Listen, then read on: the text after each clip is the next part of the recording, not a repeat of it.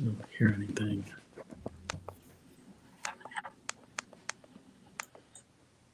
Okay, now I hear something.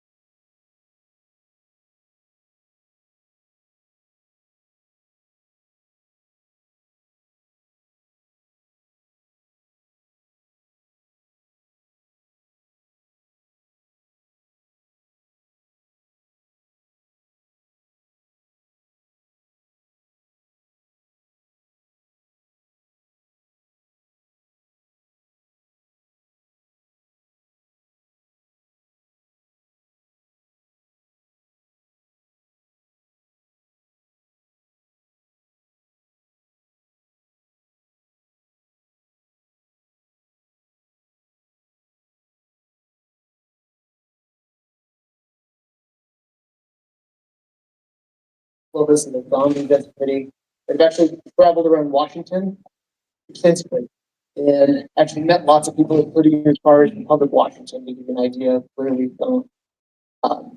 We have come across a place that is actually fairly close. It's about 75 minutes away from Seattle, called Remlinger Farms. It is not the location of Carnation. For those that looked it up, it's not that one. It's the one in Monroe. So it's over 600 acres. It is a large farmland. And one of the things that's nice about it is that the venue itself can hold up to 5,000 tented overnight. To note, that was also back when there was still 100 acres in usage as farmland, so it's actually bigger than that now. So it can grow as much as you want to. As far as capacity goes, I'm not suggesting, just to be absolutely clear, that we have a 5,000 event person tomorrow. That's not even close. The goal is to have a place where we can grow slowly, organically, and kind of grow into the event that we want to. That's the main purpose, is like having the ability to do so. So that's where we're starting to kind of the search and landing there, and then negotiating with them quite a bit. Let me just go ahead and start with just open random questions. Has everybody read the Q&A that I made over June and then also updated in November? Have any questions come up? Because I'd love to go ahead and answer those. Okay.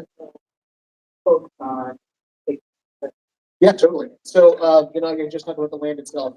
So the land is private property. It is right close to the center of Monroe, which is nice. So it's back, and all the roads are private back there, which is also nice.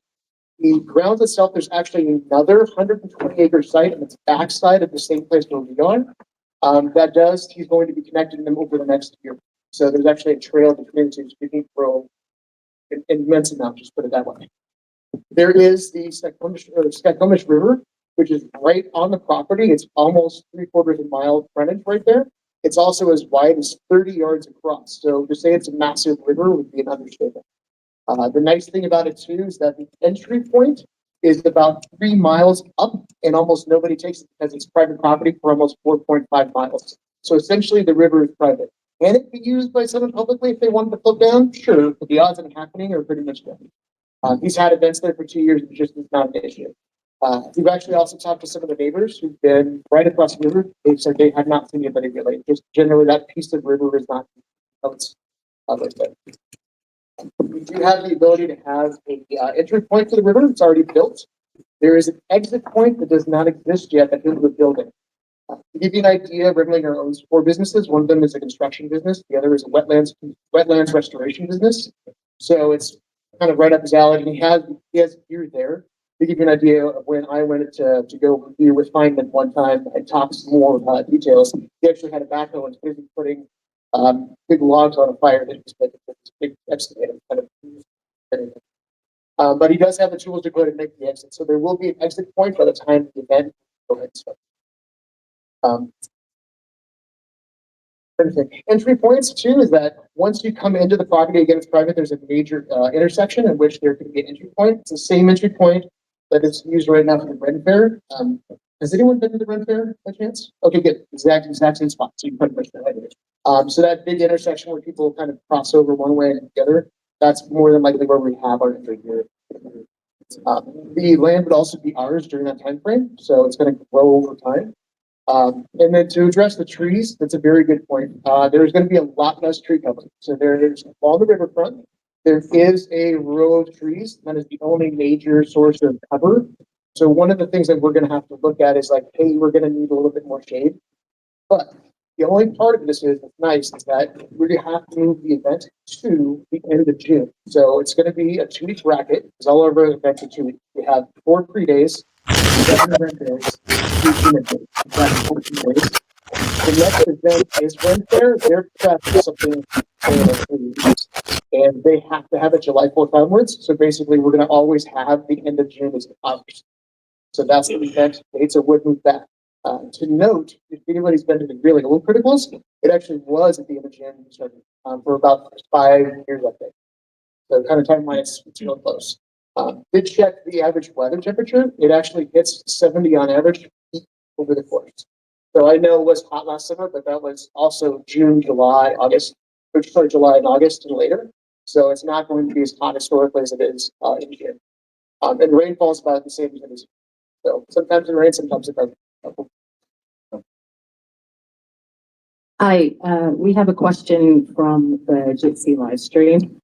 And it is this being considered for this year's upcoming critical or for a future year? And also, if someone asks a question and they're not microphoned, can you repeat it, please, so that people on the live stream can hear? Gotcha. That's actually a really great question that's come up. We were shooting for 2025. The reason why is there are two other people that are on the property itself, or the Ren Fair site people, and then SDG Presents or Seattle Theater Group. There's currently concerts run by SDG Presents.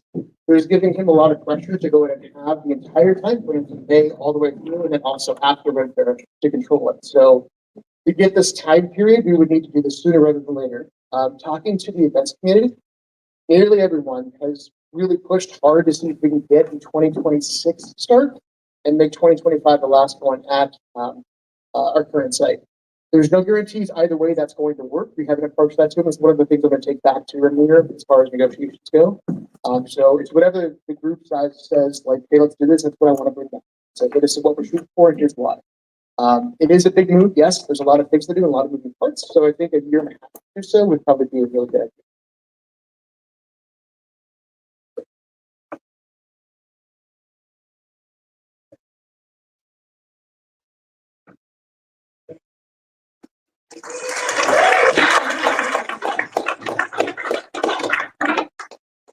Hello. Hello. Here, okay, so Eric, beep beep. Mostly associated with DPW. I'm like, fine. You can pull it off if you want. Yeah, grab. I'll just do this. Okay, that way I can wander. So Eric, beep beep, DPW. I volunteered to take on the role of the advocate for the Masonic Family Park site with the event committee. So I think that the event committee is still trying to make a decision about which way it wants to go. So I would push back a little bit on the last comment you made, Dave, about the event committee deciding that stay at the park for 25 and then move on to 26. I don't think that. Yeah, exactly. Yeah, okay. Yeah, I just wanted to get around that. Thank you. So on the late October, myself and Clyman and Heidi went up to the Masonic Family Park board meeting and met with the board. We expressed our concerns, and our aspirations, wanting to be able to grow the event, hoping to have more space. The board was very excited about our participation. They see the stewardship that we've done to the site. They see us almost equivalent to the category of people they have up there called the trustees. They really want this relationship to continue. With that said, they are willing to figure out how to make it work for us so we can do what we want to do, which is to have more people, not sell out. The lower loop area, some of you might be familiar with this. It has been the Mason only parking. It goes down to the end of the main road, following it along the river. You always have to take a left right next to the big grass parking space. If you keep going down that road to what's called the lower loop, there is a lot of space. Using the kind of existing footprint of the event and a 1,200 person cap, or the 1,200 person number that we've had on site, we can fit something like 300 to 500 more people. And from my understanding, based on the board meeting and then also additional conversations with the Masons on site over the last month, that is going to happen. It's not 100%, but everyone is pushing towards making that happen. So we have a path for growth. That brings up parking. Parking has been a huge problem in that where do we put all the cars? How do we stack them on the site? How do we get them off the site? I'll speak to that in a second. All of March is going to be work parties up there, working on the parking lots, expanding them out again. Not only just P1, the main lot, but also the ancillary lots that are up the road and some additional spaces. So again, the Masons are committing to making that work for us. Additionally, I think that we have some really great options for buses and for offsite parking. And personally, as a person who comes to this event, I think that's great. I would love to see production embrace that anyway. So that's just my little plug for that. Parking also brings up egress. The question of whether or not the event is limited by the fire marshal or the authorities having jurisdiction in Snohomish County and our special use permit, special event permit, excuse me, limiting us to 1,200 people, there's some uncertainty about that. We've been told in the past that 1,200 is the max. As far as I can determine, that hasn't been stipulated anywhere in any of the paperwork, any of our permits. So, okay, interesting question right there. What's the actual limit? Talking with the folks at the permitting department for Snohomish County, I floated a number of 2,000, and they were like, "Oh yeah, okay, fine, why not?" Great, I mean that's amazing, right? That's just one permit tech making one comment after having a nice long conversation about all the different permits for critical, all the different permits for all the other events that have happened at Masonic Park. The Masonic Park permits themselves, except for their original conditional use permit, which is in a box someplace that is hidden in somebody's basement. So what does that say? I don't know. We got kicked out of Bronson because the original permit for Bronson wasn't allowing events to happen there. So we could get, sideswiped there at some point in time. If we really start pushing and digging at what are the numbers, how many people can we have? Don't know. One of the reasons that there is this idea of a cap, well, one, of course, where does everybody camp? But two, is egress. Because if there's a forest fire like there was a couple of years ago up the road, or the forest fire comes through the property, everyone is going to have to stop what they're doing, get their keys, get in the car, get in somebody else's car, and get, right? Leave all your stuff behind, get off the property. That's just the reality of the potential of a wildfire burning through the air. If we have some time, maybe we can unpack and everybody can get out in an orderly manner. The worst case scenario is it's not orderly. We have to try and make it orderly. The exit is one lane because you have to have one lane coming into the site for emergency vehicles. How many cars, what kind of throughput can you have it? Okay, so if right now we're limited to 1,200 because of that throughput, how do we get another egress?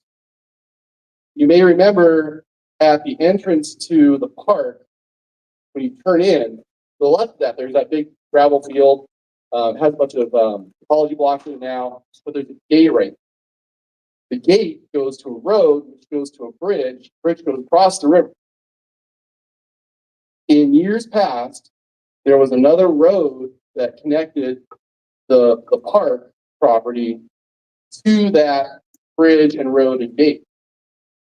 So the Masons are saying that they could open that road back up again for emergency use, which means if we have to get out, now there's two ways out. Again, I think that's really a testament to their desire to maintain the relationship with Ignition Northwest and the broader critical community. It's all going to take work. It's all going to be a big volunteer effort. So, to editorialize a little bit, one of the things I like about that scenario is that it's something that we can do. I'm concerned about what kind of volunteer opportunities there would be at Remlinger, how much of that would be he wants to do the things that he wants to on his property with his people and his construction company, etc. Again, that's just me editorializing. Okay, so we had a survey. Moving on, we had a survey that went out that described a little bit about the critical site, current site, Masonic site, Q&A the DM wrote up, which is great, for the Remlinger property, and then we asked for some feedback. This was unofficial. This was complete grassroots. So please don't take this as anything which is official or even really good statistics. Right? Because frankly, some of the questions are dumb.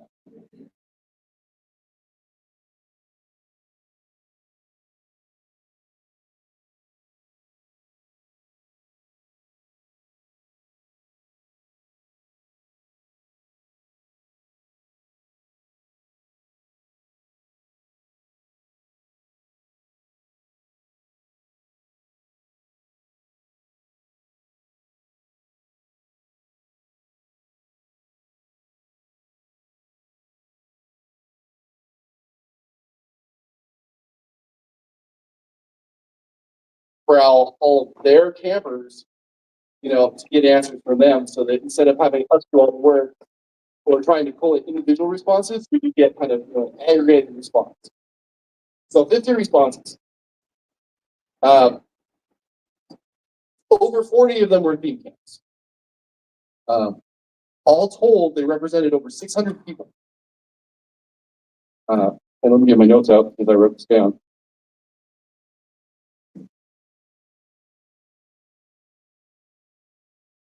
And again, this is not to say this is what we do, but I think it's kind of interesting to see where the community is a bit.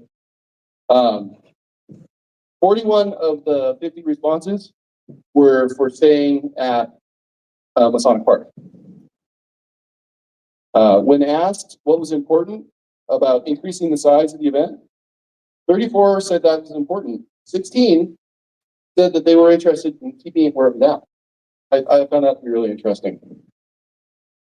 A couple of the key points that were made, a lot of concern about the event staying or moving to June because of people who work in schools, kids, weather has its own objection. Might be associated with DPW, would not necessarily be needed here. So there'd be different tasks. For example, building something like a center campus shade would just be a newer time task, a new possibility for volunteerism. So it'd be different things that would be needed at this site. To riff off that though, I think it's reasonable to expect that if we want to have an equivalent electrical build out, we're going to have to figure out how that's going to get paid for. I think that to speak specifically to your question, if there's about 1,200 tickets, $25,000 increase is $22, $25, something like that. So that's the baseline cost of the increase in the ticket. $25. Also, too, is that when you add more people, there's currently no cap in Renlinger. So if there's more people, the difference will be paid for. Sure. And then two, one of the things I mentioned in the Q&A was that the Ren Fair has actually been putting in permanent fixtures, and that is going to include, the long-range plan includes triggering lines and putting in more electricity throughout the farmlands. Because there's no longer going to be farms there. So it's going to be event-based. So they're planning on doing that as we speak. But do we know what the timeline is for that? It's all Ren Fair, not familiar. Great question. Maybe way ahead of it. I don't know. Ask something. But at Rimlinger, possibility that cars would be parked back on. Up to the producers. There is an entire site where you have parking available. It's over 120 acres. If you wanted to do it Burning Man style and add your cars with your camp, it's wherever the producers do that as well. Yeah, I would concur with that. I mean, the Renlinger site really is much better as far as parking. I mean, there's, from my perspective at least, there's no limit on the number of cars we could have in your camp or in the parking lot. I mean, that's a real benefit. Hi. Yeah.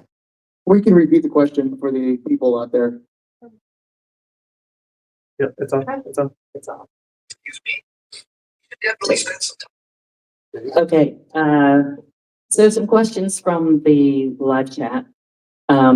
What does the decision process for this look like? Will there be a vote at some point? I can answer that if you guys would like. Yeah, That's so, yeah.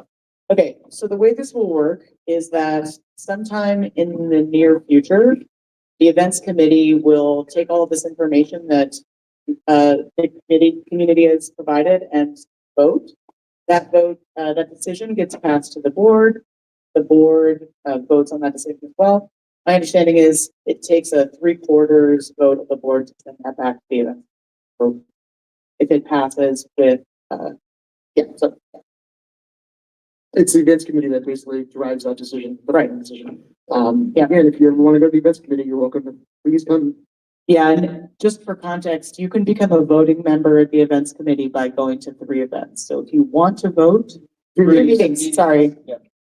3 events committee meetings. If you go to 3, you can vote. So if you're concerned about having a really important impact on this decision, going to the events committee is a great way to do that. And it's 3 out of 4. We give 1 grace in case you're sick or something. Yeah. I would say though that with second Wednesdays, thank you, Beth. I would say though that anyone, the best way to influence the decision at this point in time, because the decision will be made before there's 3 more meetings. It just happens. Just to get going on these things. The best thing that anyone here or anyone in the online audience can do is send emails to the board@ignitionnorthwest.org. Get on Facebook, say what you want, advocate for your position. Really be vocal about this, because if we don't hear what you want to do, then yeah. Fair. What is the noise ordinance situation is? When I've been to the Renaissance Fair, they quiet hours are 10 p.m. That wouldn't really jive well with the way Critical's wanting to be a culture. So what are the ordinances around noise? For our event, 24 hours a day. We have the exact same sound policies we have at Critical, except they could run 24 hours. So it's really up to the producer. There are no sound limitations with the sizing of the camps and the sound systems that we have. Yeah, they've had far larger events there with concerts where the stage is quite literally, 700,000 watts and 5,000 people facing the town, and it was allowed, and it was 24 hours a day for 3 days straight. We are nowhere near that. We're going to be a couple of Mackies on sticks. So they all looked at our policies. We actually read them, the sound policies, and they're like, yeah, this is not going to be an issue for 24-hour sounds. So again, we don't necessarily want 24-hour sound everywhere. So it's up to the producer to make sure it's going to be reasonable.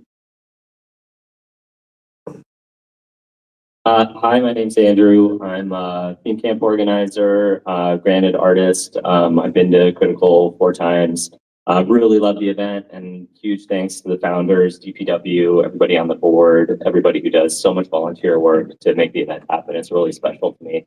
And the idea that moving somewhere with no trees is really awful to me. I think part of what makes it so special is the forested location. Just being able to enjoy the beautiful Northwest summer without, baking in the sun all day. And yeah, I'm not opposed to it moving somewhere sometime and growing. It sounds like we can grow a lot in the current site, but I think Remlinger is not the right choice for this event. Just a barren field next to a highway is not the vibe I'm looking for.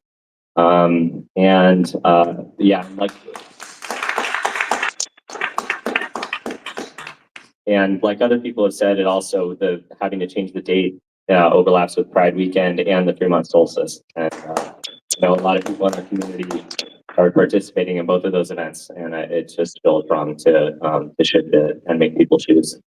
No question. Thanks. Thank you. May I address one of those comments? Okay, so a couple things. One is that the freeway is actually, it's the actual freeway. There's no exits. The view is 3/4 of a mile away. There is no, and the parking lot is between the two. So there's not really a place where it's like, hey, the freeway is right next to us. We're on top of it. So you should not worry about that. What I do recommend is actually going to the site, which is open all the time. So you're welcome to go ahead and see where it is or look it up and see how far it is. So there's really, you can be as free as you want to, what the planned event site is. So there's not concern there. The second thing is regarding Pride. So there's a mixed kind of bag there. There's absolutely people who want to go Pride, and then there's people like myself and also like my old friend Kirby, who was one of my best friends and is gay. Kirby said to me directly before he passed on, one of the things is like he said, I don't necessarily want to go to Pride where I have to declare that I'm gay when I go to Critical where it doesn't matter if I'm gay. And that's why he liked and preferred to have it on Pride weekend. And that started on Pride weekend. It got moved later. But it could easily go back, and I know there's going to be a mixed bag in that, but I'd rather be in a place where it doesn't matter myself. Just my 2 cents. Similarly, so I don't have a question, but I have a statement. So I do agree that the forested area is great. You know, I live in the desert 3 weeks of the year, every year for Burning Man, and it's lovely and it's wonderful, and that's where my experience is for being out there. But for Critical, it's the Northwest. That forest area is key. It really, really, really, really is key. Like, no offense, why would I go? I just don't see it. I just don't see it without having that forest area. Now, we have a lot of forest area with the Mason property. I can see a little bit less, understandably, but it's a big piece for me. I'm a little worried about that river. That's a big river, and I'm thinking safety right off the bat. I don't know how we're going to maintain that. I also don't know how the insurance is going to deal with that as either. You know, looking at the creek that we have at Critical, I can see why insurance doesn't have a huge deal. That 30-yard gap, although cool, I'm worried about liability. And if we lose one of our members of our community because they make a choice and we are unable to support them, I don't think that's worth the sacrifice. I don't think it's worth the gain of space. I think working with the Masons and expanding that lower loop, if we can push that level, I think that's important. I think that's an area where we can expand. The jump it would take to get to that larger space, I'm worried. I'm worried that we're going to end up in a financial situation that we're not going to be able to get out of easily. And that's another concern I have. Whereas at the Masons, we can expand a little bit, see how that goes for a year or two, see how the finances work, and go from there. I think there's much better opportunity for that little step than a large step. We've seen a lot of regionalists throughout the world make that large step. And I want to encourage us to remember and to look at those examples. They did not succeed. That larger step almost always fails when they increase too rapidly. Even Stoke is looking at this problem. I know that because I'm DPW for Stoke as well. Why not do one thing, you do two or 10? So I like the site. I get that one day we might outgrow it totally. I get it. But right now, there's a big gap there. I'm also worried about infrastructure. Beyond just DPW, I'm looking at placement, and I'm not placement, right? But I'm looking at like how much more work they're gonna have to do to lay out those fields and mark that all out. How different areas.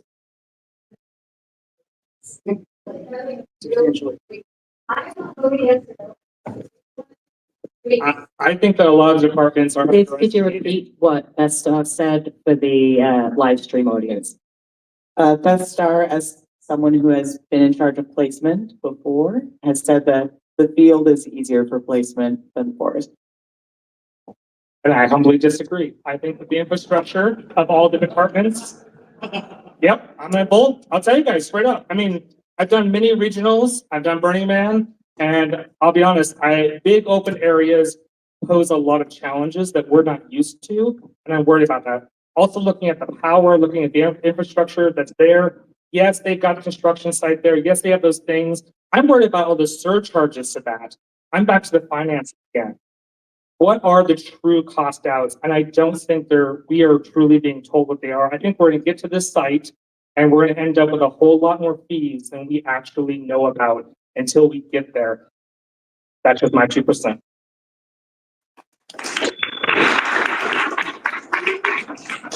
So my name is Sophia and I'm a part-time wheelchair user. What are we gonna do about making, if we stay at the Masons, to make it easier for me and my friends like Dylan from Dilly's Debauchery Den, where she has a really hard time getting around. She uses a cane. I have to really curtail what I do at Critical so that I can enjoy myself the whole week because I can't take a chair there. We're in Linder Farms, it's flat. So I'm curious, if we stay at Masons, what are y'all gonna do to make it easier for those of us with mobility issues to be able to enjoy the event more?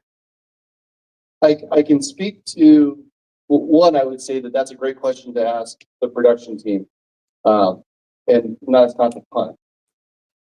From a Masonic perspective, what we discussed at the board meeting was regrading the roads and improving the road by having, basically having them rebuilt.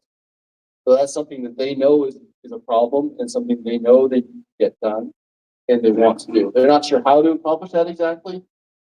There was a discussion about, do you rent a grader? Do you get volunteers? Do this, do that, pave the roads, money's involved with all those things. So it's certainly a topic of conversation. What the answer is right now, I couldn't say specifically. I don't know. But I know It's not because I think that's something that gets overlooked a lot when people talk about trees, and I think it's important that we have comfortable and happy where we're at. But also, mobility issues are real, and a lot of us can't have as much fun as we want to. Where we would be able to get more places. Remember, one of the tenets of Burning Man is welcome the stranger under the 10 principles. So part of it is that was one of the things that drove part of the search was the fact we did want to have a more accessible site. Okay, we have a ton of questions piling up and comments in the chat. I'm going to summarize a little bit. Sorry, chat. Hopefully I get your opinions heard. There's a lot of people talking about the magic of the current site, talking about difficulties of moving the timing of the event. Educators and families in particular would have a real hard time with June because of the end of the school year. Late June also clashes not just with Pride, but with Solstice, which a lot of our members participate in. They are expressing concern about the potential for having cell access at the site because the immediacy imposed by not having cell service is a feature to many people. And then some questions. So questions include, will theme camp feedback be considered in this decision? Absolutely, there's been no reason why not. That's what our committee does, is we actually will pour over all the input that comes in, and we'll absolutely look at that for sure. Yeah, I think that the poll that went out already and that has been getting some good responses. I believe that the event committee will take that into consideration. I think that the event committee will also take into consideration any other individual feedback made either through any of the channels that are available. So I don't see any reason why the event committee wouldn't do that. I mean, Couple more questions. What is the approximate break-even ticket count where a higher attendee cap negates the higher base cost? Break even without knows? any uptick in ticket prices be about 300 more. So ballpark about 1,700. But if we're selling 1,200 tickets, as I'm counting the 200 comps, then it'd be 1,500. Yeah, that's just the baseline cost of the property. If we start looking at other infrastructure costs, that has to get into the ticket as well, and that's a huge unknown. Partly, but we do know some of that when we're negotiating. But as far as the ticket cost going up, it's about 300 ballpark. And that's assuming some of the things, for example, we still have to talk about fencing and things like that, which we don't want to do. But there's a little bit of infrastructure that we have to figure out, but it shouldn't be too much more than that to give you an idea. And that's the starting point. Plus, remember, we can also grow after that point. And so it'd be a little bit more beneficial towards IMW as far as an annual revenue stream.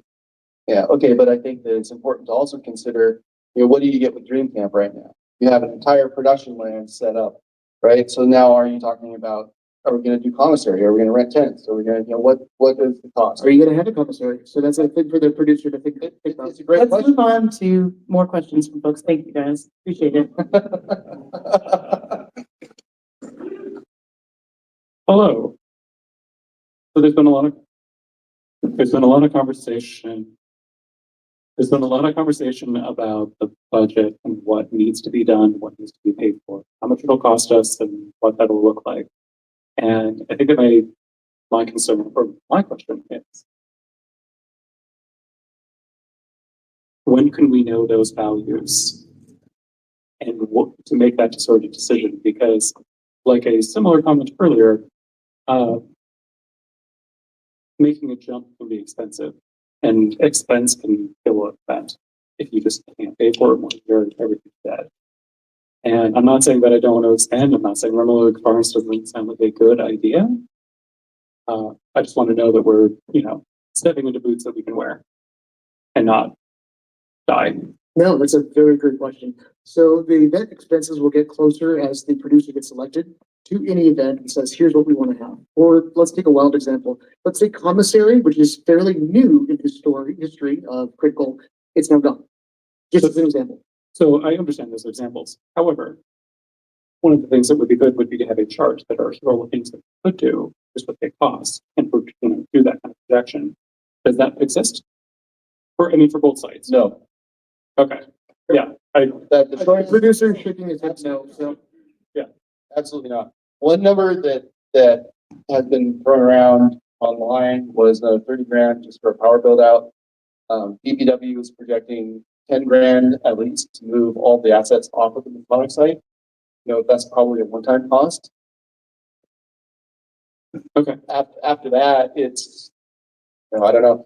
I correct me if I'm wrong, Dave, but I think that moving from one site to the other is going to be a question of, what are the values that we want to see at critical, right? What are we looking for? Are we looking for accessibility, as Sophia was talking about? Are we looking for parking? Are we looking for a different gate versus what we know about being in the current site? And at that point in time, it's going to be what considerations are going to lay out. So I guess my follow-up question is, our final question. To me, it seems valuable to have this chart. Is this something that the org is planning to do, and if so, when? Or you planning on having that out? The board, etc. Does the board member want to answer that question? The events committee doesn't control budget, so just to be clear, Yeah. we have input, but we are absolutely not in charge of budget at all. I would say there's not currently a plan to do a side by side. I think that's something the events committee would put together as they're finding out that information. As they're gathering that data, I would expect to see that, but there's no, as far as I know, plan to do that. Yeah. If I may, Okay. So quick question on if we increase the capacity, realistically, how soon will we outgrow the old facility? so Eric and I agree to disagree on one thing. He's saying that the new lower loop can add up to 300 to 500 people. I've been there. I don't think it's more than 200 because of tents, RVs, etc. I don't think it's that big. When you start adding RVs, You and I are going to have a strong disagreement about that. like I said, we disagree on that. So. Okay, we'll follow up. Because let's just say it is on the budget.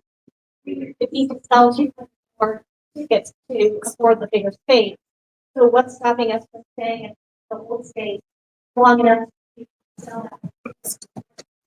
It's a great question. One of the primary drivers I did not discuss earlier, and this is a very large one, is that we're not with our first contact to the Masons, not the second, not the third, but the fourth round of people that we've been with since 2014. Every single person has said the exact same thing to us. We really want to work with you. We really want to work with you. The problem is that they're not following through because there's another set of volunteers that works on the other end. It disappears. So we went to Republic, Washington, June of 2023 as one of the sites that we went to go. You met the entire board, the town council came and greeted us. We went and looked at the whole site. It was great, but it was unfortunately a little bit too small overall. It just wouldn't work. But one of the things Republic Washington did is they actually called the Masons to ask for references. The Masons called us back in a panic. Like, what is this you guys are thinking of moving? We were like, we told you this before. And so they've known for over 18 months that we were thinking of moving, and we've been in the progress of actually looking for spaces even back then. And so nothing has happened since. So I've heard from the Masons a lot, hey, we're going to do this, we're going to do that. And I know that they're very well intentioned, but I've seen no action in 10 years, 12 years. And so if I may, I was kind of just making a joke. I know Masons, and it's a volunteer organization that's older gentlemen. And so it is harder to get them to stay still and do what they need to do. so to speak to both points here, I would say two things. One, they put their money where their mouth was last year and expand the parking lot. That was a great collaborative effort. Two, Masonic Board, has changed a lot. So a lot of their members have, rolled over. The new people who are a lot younger, a bunch of them are builders, and they're much more interested in, being, to returning the park to, the state that they know it can be in. I love about that new guy that moved in. That's awesome. What? The guy that moved in, mechanic or? Oh, yeah, they have, Good news. yeah, that's a very good, thank you. They now have a diesel mechanic. Okay. So they've gone, there was a deficiency, DPW has been helping with equipment maintenance up there for years now. They finally have a person who's gonna be doing that for them.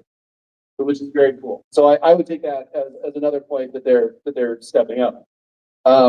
And something else, and I should have mentioned this sooner, but they have the property on the other side of the river as well, and they're planning on doing some logging there. So all of a sudden, that's gonna open up some area over there for additional parking and what have you. So they're doing that for revenue, because, it's a managed forest. But I think that just goes to show that they're interested in being proactive Are they only cutting down trees on the other side? on the other side of the river, yeah. Okay, I have a question from the online team. Do we have a large enough volunteer base to increase participation in the way we would need? I was giving put that question to later because there's a whole topic on just volunteerism. That's rather broad. I'd rather not answer that now, and I will be punting because I think that's a great question, but it should be addressed during. Yeah, we'll see. The pink one. Sorry, we're running a mic down to you. We're running a mic down to you. I went to Bideth and I went to Soap, and those are parking lots, and that's kind of fun. And I like those berms, but I felt there's something a little special about Critical and Forest. Do you think that we're gonna get extra benefit from going to a parking lot? Do you think that makes our event a little less magical? I don't know. Do you feel like parking lots are burned still? Burns are what you make them. The very first Kansas burn was held at a hotel. There you go. So, I mean, it really depends on how you want to make it and what you want to make out of it too. Burn in the Forest is straight up magic. I've been to the original one when it was free on mile 17 and sketchy as hell to get there. And it was in the forest. That was a lot of fun. But also too is that right now it's very open, very similar to Remlander Farms. I don't think there's any difference because it's the people that make it there. Plus the large scale art fits when there's no ceiling. So Burning Man, you see the big art because there's no limits on height and size. And fire. You can actually have fire at Remlander too. One more from online. Has the location in Darrington where Cascadia is held been considered? Lots of woods and field and more space. Not once, but twice. Where's Dana Kathy? There we go. There's one set right there, and I'm the other set, and we've already gone there. It's also too small. By far. The current site actually holds more than Darrington can. Okay, so one comment, one question. The comment is, I don't know if it sits weird with anyone else, moving our event to somewhere where it feels like they're just looking to make a buck off of us, versus someone, like an organization that wants to be a partner with us long term. And then my question is, have we considered the barrier to participation that being in a space that will require most users to truck in their own water, their own power, and their own shade structures? There is water at the Remlander site. That's undisputable. There is power at the Remlander site. Is there? Is there enough? Yes. Is there enough? That's the question. I think that as I understand it, if we were to take Critical and just plop it at Remlander, we wouldn't have the same sort of infrastructure, power infrastructure, without building out substantially. So a lot of the electric power, like theme camps, would be towards the front. If you went to Ren Fair where the food court was, that's where the power basically is that strip along the front. So back where the camping is towards the water, that's where there's no power as of right this moment. Again, it's building in stretches that go in and distribute power elsewhere. So at Remlander, it's concentrated in one spot. at the Sonic Park. It's distributed across the entire site. And then to address Remlinger personally, Remlinger has gone to our event. We actually invited him and he went out for an entire night on Friday, had an absolute blast, loves what we do, understands what we do. To give you an idea, as far as rent fare, he makes well over $1 million from renting the land, heads in, and also concessions. We're gonna be making 50,000 off us. We could easily not have this land and STG Presents could take it over.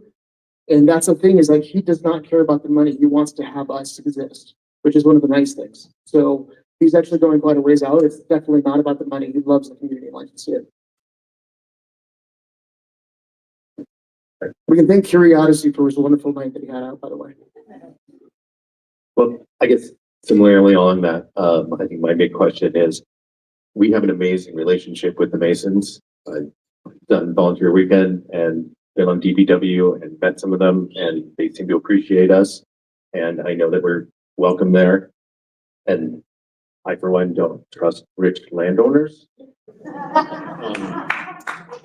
So how confident are we that he sees eye to eye with us, and given, sorry to be depressing, the impending change of the political landscape is going to have our back?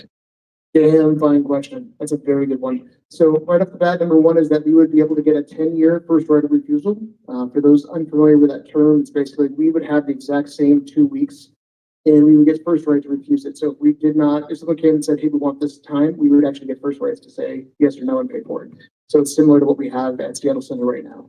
So the second thing is he also specifically stated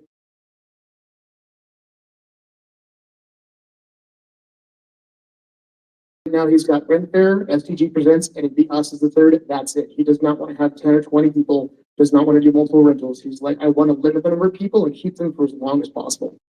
So he's invested in us as much as we are in him.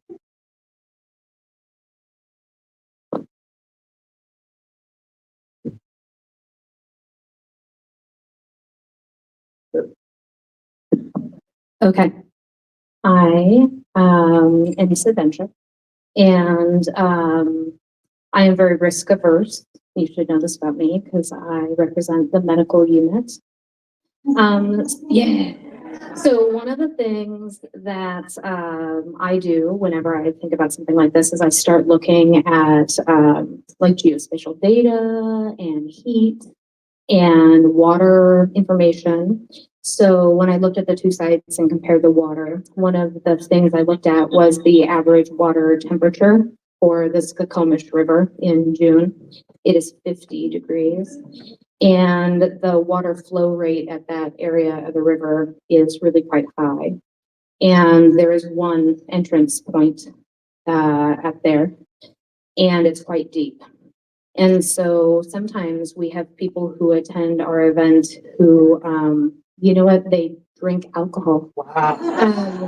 And occasionally they are altered. No. Yeah, I know, it's ridiculous. And so as a person who is occasionally responsible for responding to their, behavioral choices, that particular area concerns me a lot. And so I went and I looked at things like previous permits that they've requested for events, which are public record.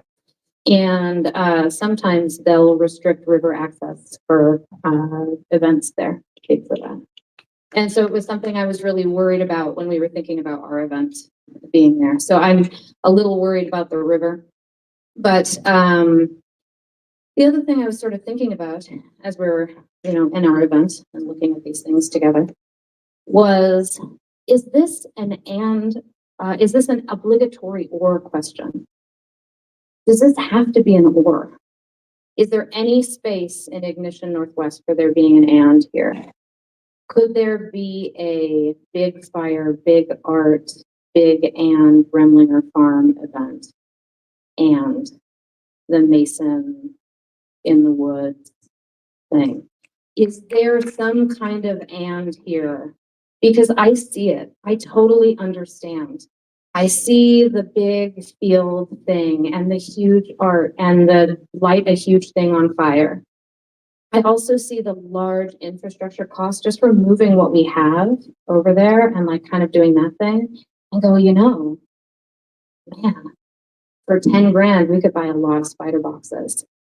You know, for 10 grand, we could buy a lot of the things we would need in order to do what we need to do at Remlinger. And so I just like got my mind thinking. And then I'm gonna steal like my own brain thunder here, but like I look at an event like SeaCompression, and it is very expensive in Seattle Center and is all kinds of this thing. And like our community loves big art. Our community loves big stuff on fire. And Remlinger Farms is less expensive than Seattle Center. I don't know, I'm just throwing it out there. So I just thought I would think about this as we were having this discussion, and it feels very contentious between this or. Could we kind of find some space in the middle here for maybe an and then look as a community, because I see so much plus here for this and so much plus here for this. And I see something that could be great. Anyway, that's all I have to say about that. Thank you. So we're at time, but we only have one more question, so we're gonna ask that and then we're gonna move on. Just in time. So I've got probably more of a long-winded statement than I do anything else, and I actually wanted to touch on the last comments on it as well. So I helped get the very first meeting with the Masons set up with the Swords in Scotland years and years and years ago. And I've been hosting events at the Mason site for 20 years, and I've been going there for a long time. I love the site. I think Critical has outgrown it, and there's things that I would like to see happen at Critical that I don't feel are able to be done there. I've been fire lead for the last 10 years. As far as having the larger burns, the time frame that we're in, there's an annual burn ban from July 1st to the end of August. We moved the site to the end of June. That burn ban doesn't affect us anymore, and it opens up tons of possibilities as far as performance, burns, large art, big vertical structures. We can do burns on par as like soap does, if not even bigger, which I think is important for the event. I also think that having potentially a smaller event there later in the year to keep the relationship with the Masons going is also a great possibility as well. And that may also cut down on having to transport or move all of our assets, because we can still maintain a relationship with the Masons. I personally think that the event needs to move, it needs to grow, it needs to change. I think there's a lot of things that have gotten a little stagnant as far as the Mason side go, at least from my perspective. And I'm really looking forward to change and a lot more fire and there's a lot of new problems to try and figure out. And I for one enjoy trying to figure out those problems. But I also think we need to maintain a relationship with the Masons.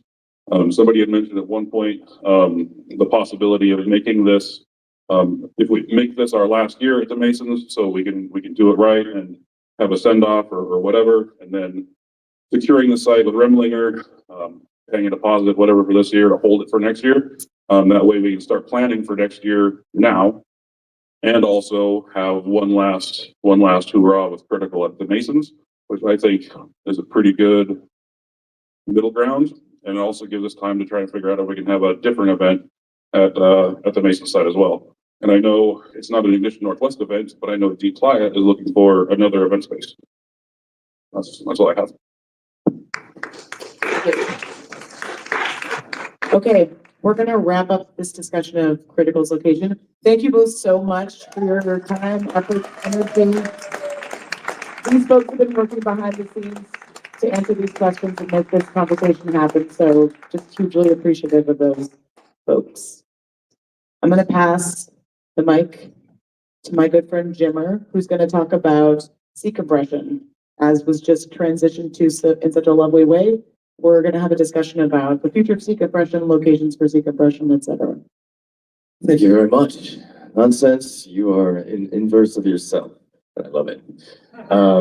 Yeah, true. This is a brilliant community.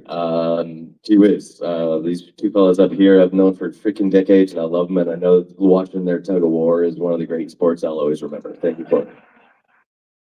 Which is why I have exactly no opinion, which is what you will hear from me. I support both of them and love their noise, and I have complete confidence in critical doing well.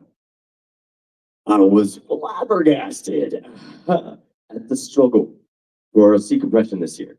And there was a lot of good conversation that came out of the slip and slide that was the bottom line. Because, I mean, we've done real well through history. I mean, I remember when it was the Segway. Who remember the Segway? Hey, okay, that's almost a half a dozen hands. That was back in the aughts. We were up in Ballard and we just had a safe way, and it was a great time. We only had like 15, 20 groups of people that wanted to throw down for it, and it was a lot of fun. We've grown tremendously, and it's brilliant to see it now. The question is how do we make it sustain? We're in another level. We're leaguing up, you know what I mean? Like, and I'm here to ask questions. You know, there's a lot of these I didn't even get to because I was somewhere else. Georgetown Carnival, the Seattle Design Center, Magnuson, LeMay. I mean, you know, it's a real thing. And I love what you said there, Miss Adventure. Yes, you had a neat segue, you know, thinking, could we use Replica for SeaCompression? I am not coming with policies or ideas. I'm coming with a lot of spaghetti thrown at the walls for this conversation. I want to hear a lot of what you've got to say, and I want to, like, we've got plenty of time to build the next SeaCompression, okay? These are things that have been.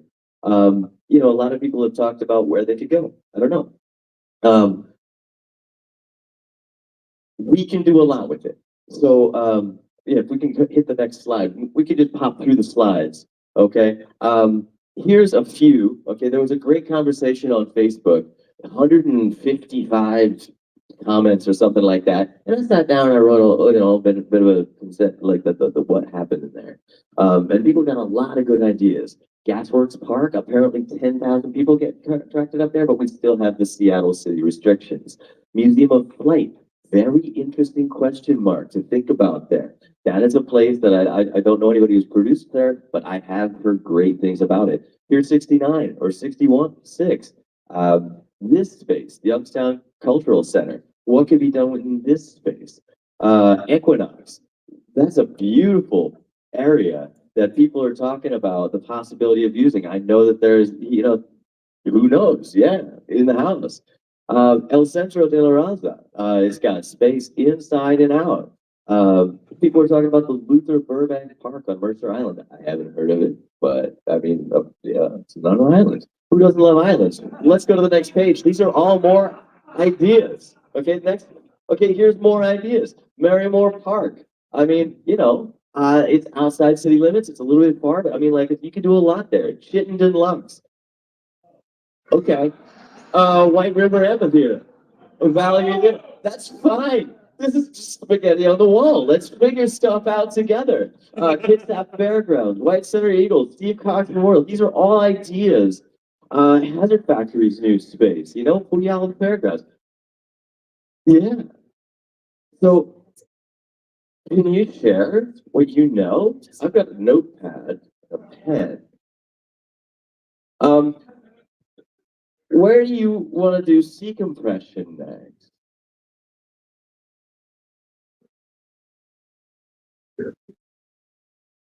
Yeah, there's plenty of places. What is it? What is it? Microphone. So one of the things the event committee was talking about is not necessarily sites. We have an extensive list of in-city sites that we've done over that we can easily do, and a lot of these places around it. But the issue really was, what do we want SeaCompression to be?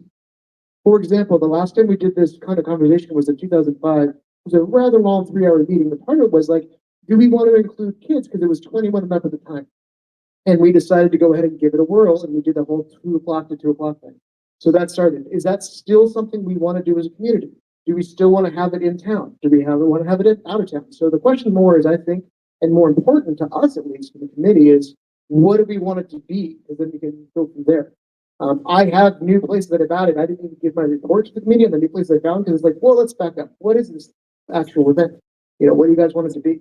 You want it to be a celebration of burners, a celebration of art? Do we need fire there? Do we not need fire there? Because right now it's like, hey, we're limited on those kind of things. Do we want to make sure we find a place like that?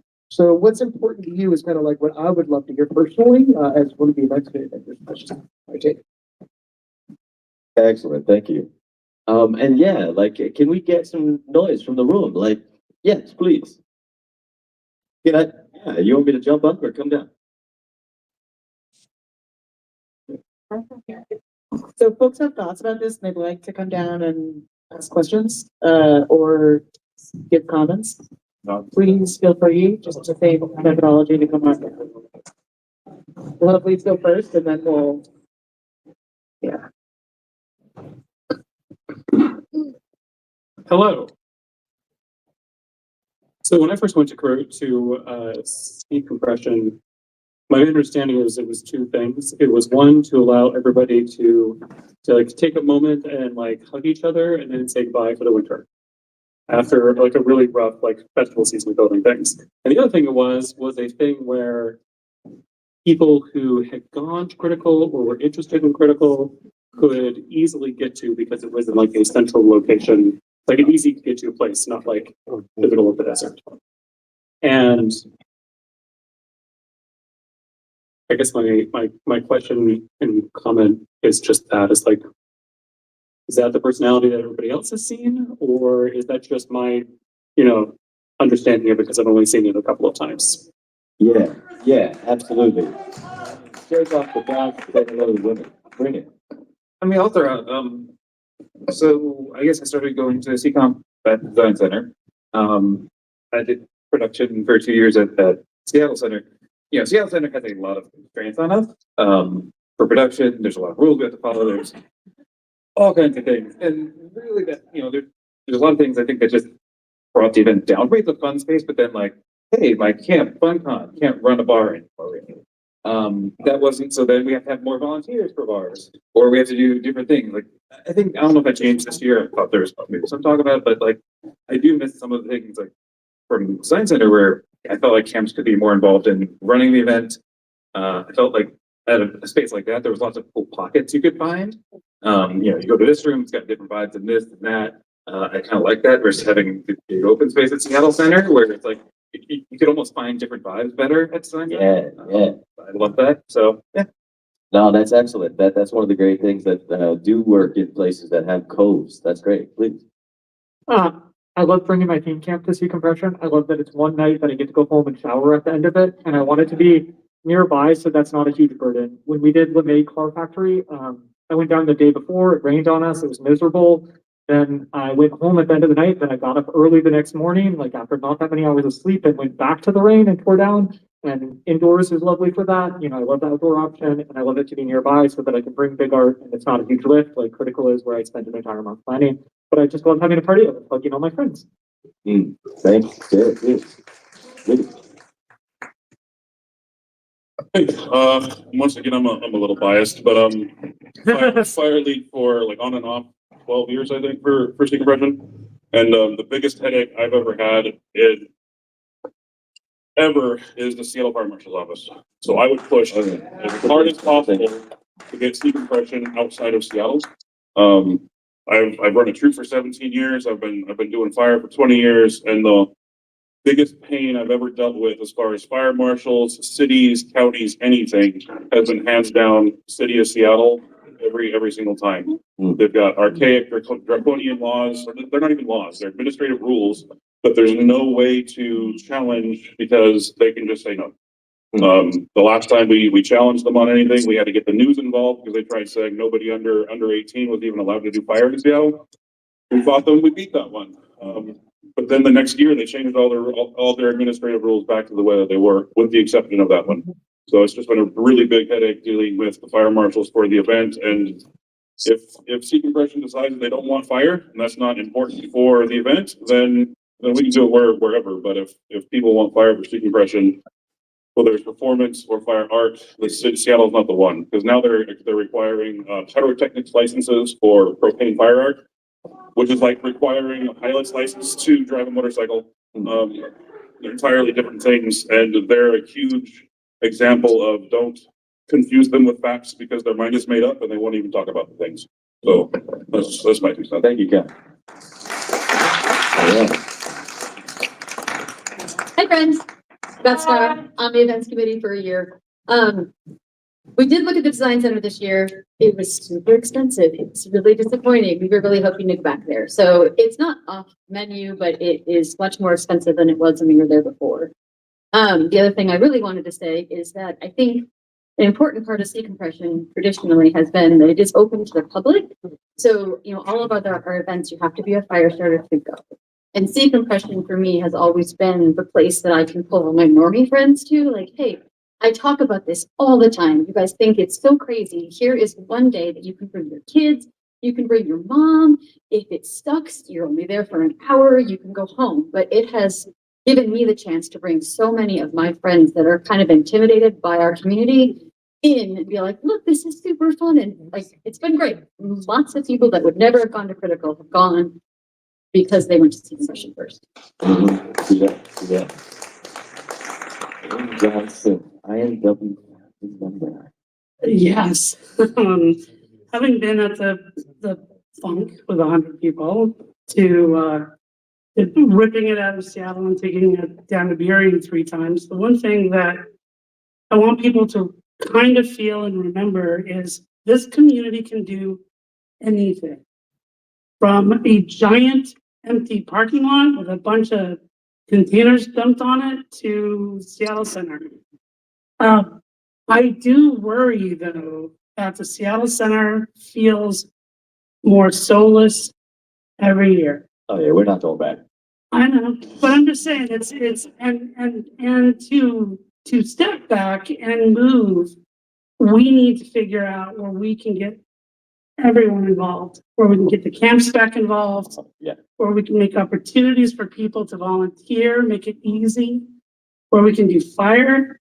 My favorite thing about dragging SeaCom down to Burien was it was just a handful of us sitting in a room and letting the fire marshals talk, and then in the end go, so we can do all the things we want to do, right? And it was usually a yes, and we did it. So wherever we go, I do think our goals, the board's goals, the community's goals, should be that it's inclusive to people who've never been. It's for those crusty old folks like us who want to just go and kind of get your one night out. To those who really, really want to volunteer and be there from sun up to sundown and pull cable and do all the things, we need to get back to that. And I don't think it has to be in Seattle. When we first took it down to Burien, the amount of kickback was huge.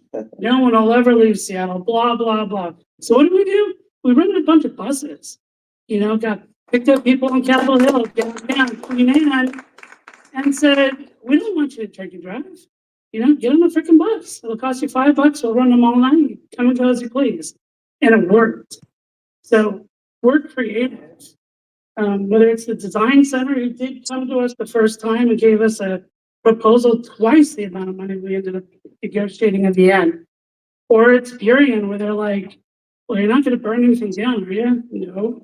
Well, here, make sure you have insurance. So we can kind of do it all. We just need to figure out what makes us happy and be respectful and responsive and available to the rest of the community.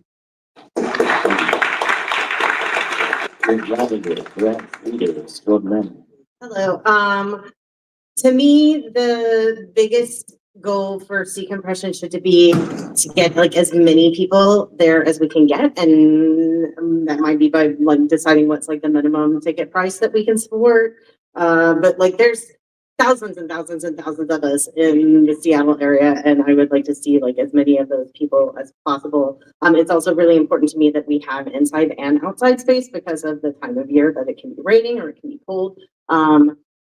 It is difficult to move the timing of the event because of so many of your production team are double teaming Critical and SeaCompression, and a lot of those people are triple teaming and spending much of August in a different state. So like that is sort of a consideration to take into.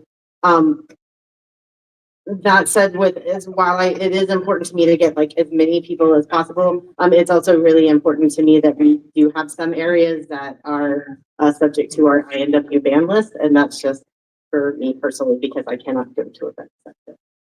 I'm sorry, I didn't talk about that.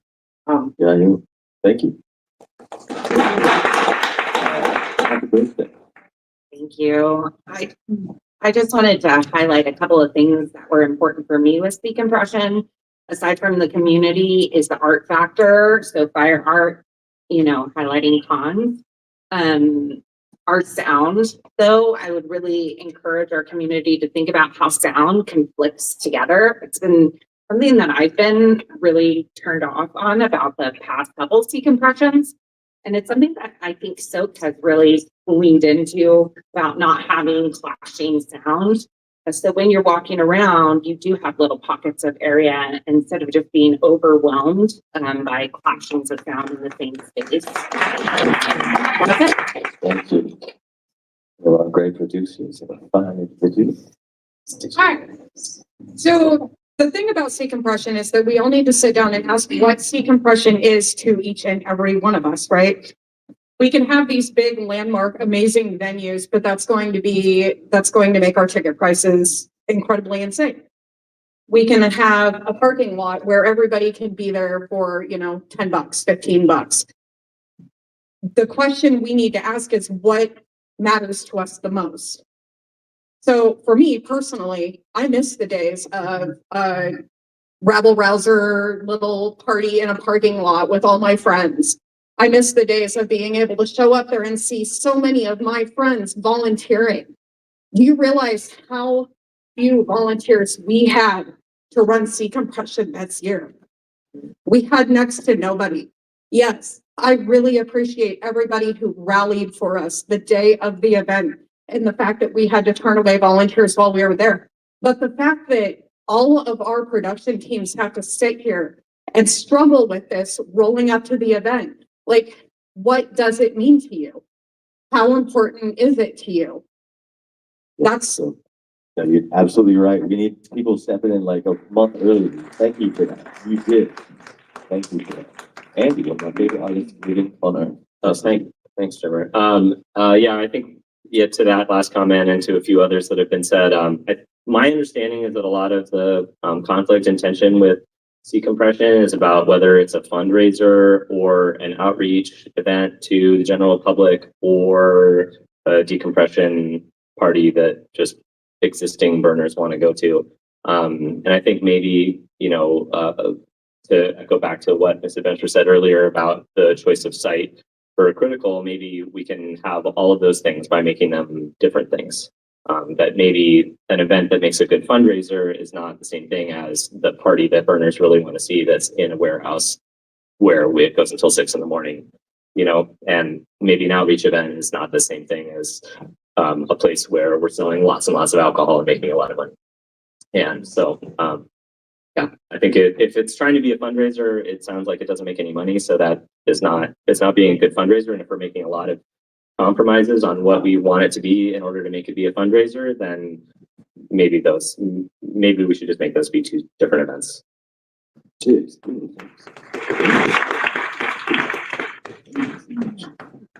Okay, so I got another dumb idea. So many of you probably don't go to Oregon Country Fair because it's the same week as Critical. Oh, terrible. Terrible, right? Terrible. Okay, so Oregon Country Fair's got this really bad idea. So during the day, Oregon Country Fair has like normal people that come. And then at the end of the day, they kick them all out. And then they have a party with the people who are the people who camp there. And then the normal people come back the next day after the people have the party, after the normal people leave. Right? So that's how they balance this experience of having the people who are volunteering and providing this experience, balance that against enjoying their own fruits of their own labor, right? It's this balance between having a community outreach, hey, look at this thing we do, against actually doing the thing we do. And so that there's a break for the people who are participating. and creating some sort of balance there. Because I think that one of the barriers to volunteering when you're doing one of these things is like, of course, we want to enjoy our own party. That's why we go do the party thing. And so when I've been thinking about SeaCompression, especially a SeaCompression type thing, or like a Remling or farm thing, or like blah, blah, blah, blah, blah, blah, whatever happens inside this crazy brain case, I've thought about, could we do something like that where we have the people who are not the Ignition Northwest members, maybe there is a daytime thing till midnight or whatever, until 10, and they can come and they can participate and see the thing. And then we kick them out. It's like, hey, cool, we were so glad you came. We're so happy you were here. Thank you so much. Now leave. And then they all go away. And then there's something else. But then we have that opportunity, and then there's a balance, and then the theme camp people all stay with bracelets or something. And there is some precedent for this. And again, you can think what you want about the commerce of the Oregon Country Fair. We wouldn't necessarily have to jump both feet into that thing. But there is some institutional knowledge about how to do the sweep and how to maybe balance that. So anyway, I just thought I would throw that out to my community of friends, that I do want to advocate for the people here. You guys all deserve it. When you guys throw parties for yourself, you deserve to have the time for yourselves to enjoy that party too.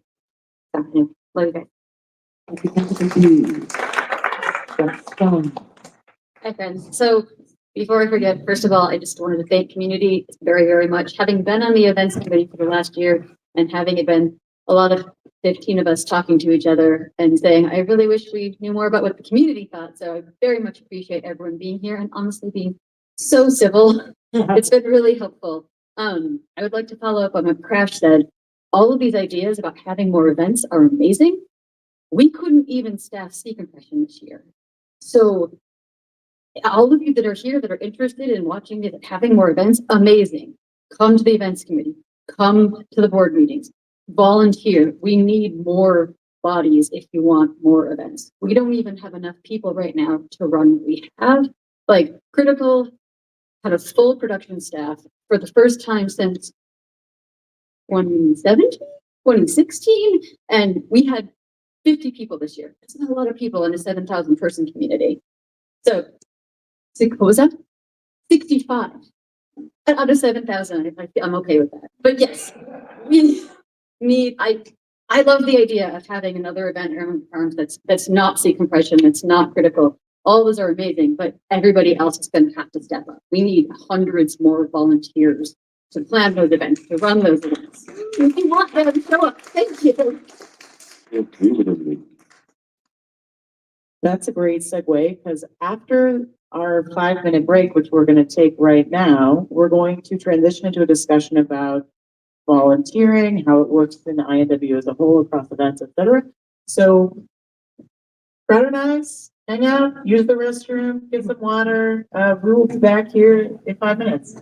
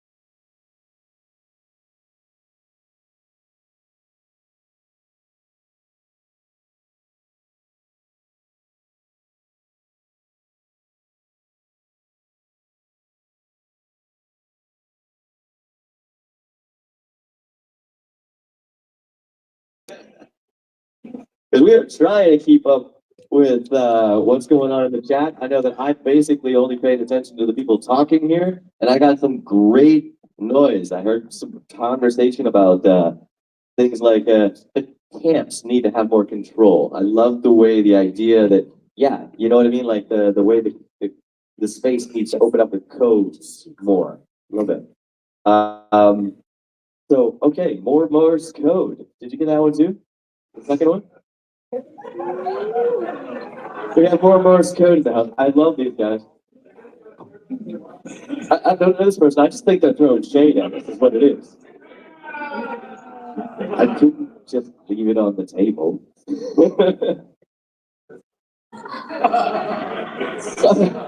It's not my fault. He set it up. It's my job to put it down. Speaking of, can we get the next slide, please? We are going to step into volunteerism, okay?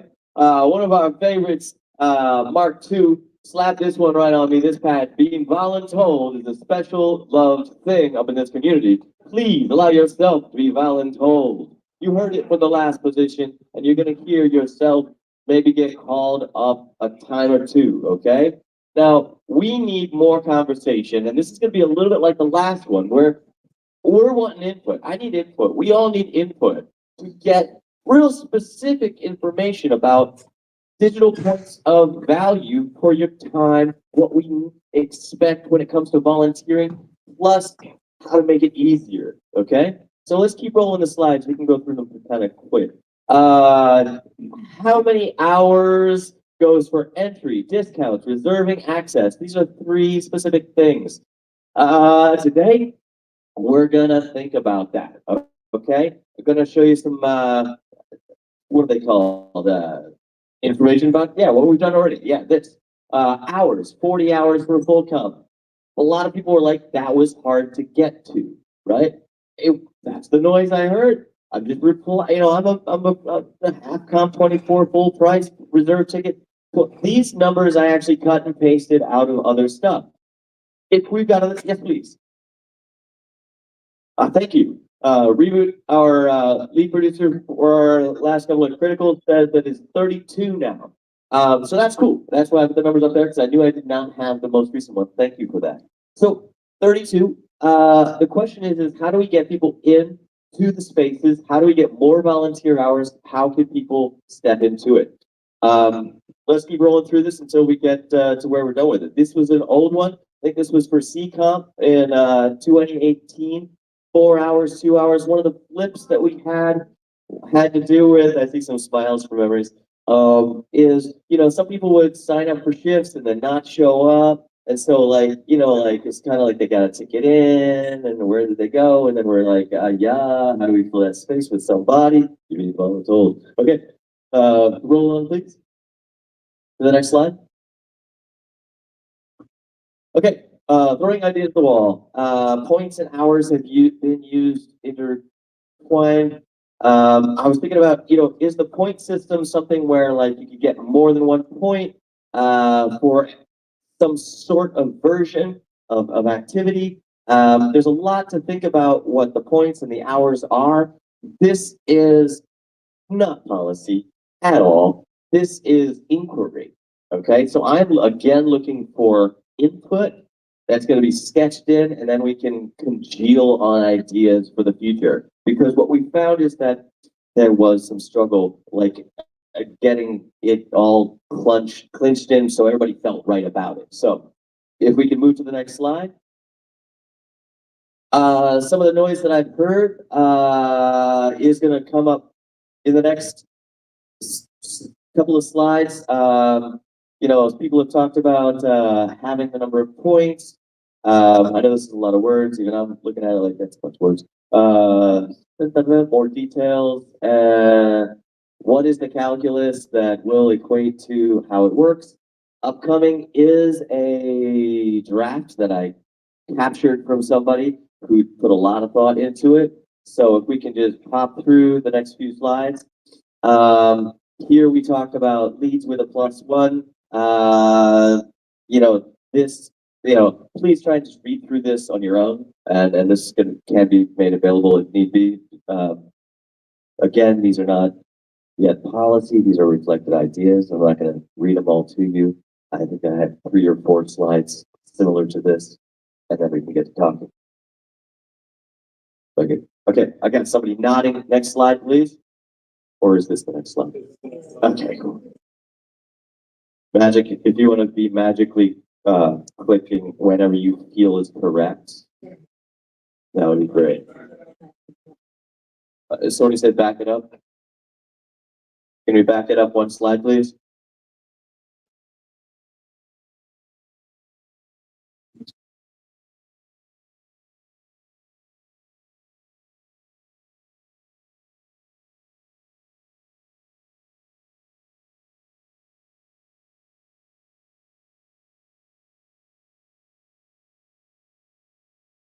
Is that the slide you want? Oh, I'm kind of waiting until I see like heads of nods or a few thumbs up. For the people who are like, please back it up 1 slide. I'm sort of waiting for them to be like, okay, we're good. Okay, I see a bunch of thumbs up. Next slide, please.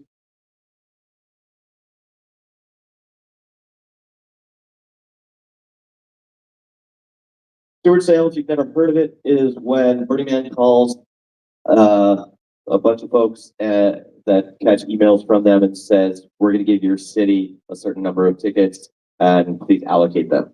And so this is just a filtration system. Yes. Yes. Burning Man steward sale gets allocated the following order. Current INW board alums for the last 3 years with no uncompleted terms. Current year critical producers. Sorry. Sunrise, thank you. Yeah, I don't know. Yeah, cheers. So basically, the Burning Man will call the city of Seattle, like us. So, like, you know, half the people, a third of the people in the room will receive an email that talks about how maybe I don't know how many actually, but a dozen or 2 tickets get allocated. Then we pick them up and sort of make sure they get into this community. This is, you know, so that producers and board members and some of the key like underlying volunteer folks, because you know we're all volunteers in this. Some of us have lost track of how many hours we've done. That's where we are, and so tickets get randomly, not randomly, but this is actually the order of how they filter it. So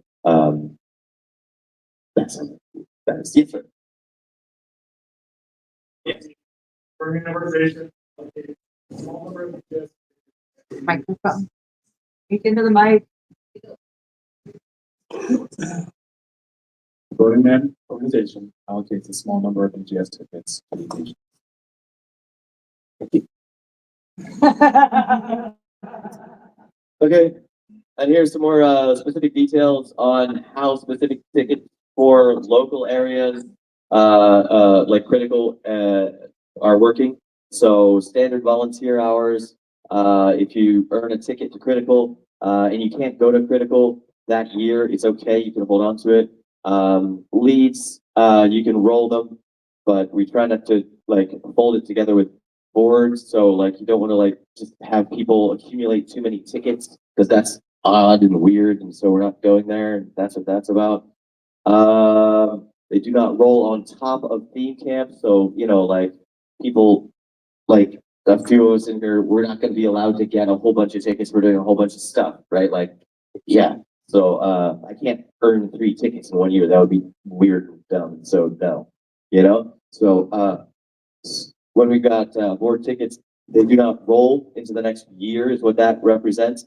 So you know, it's a user to lose it kind of way. And then completion of a full elected appointed position gets a DGS ticket for the events. Good for up to 2 years. So if you step in, you know, the people who are board members, we don't keep track of volunteer hours. We are doing a lot of it. And so that's where tickets come in, because why would we not be at the event? Yes, sir.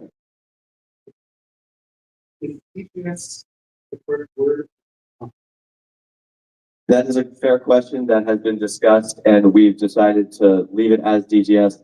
The question was, is DGS also known as comps? And yes, it is basically sometimes a comps ticket. No. Wait. One is a direct, one is free.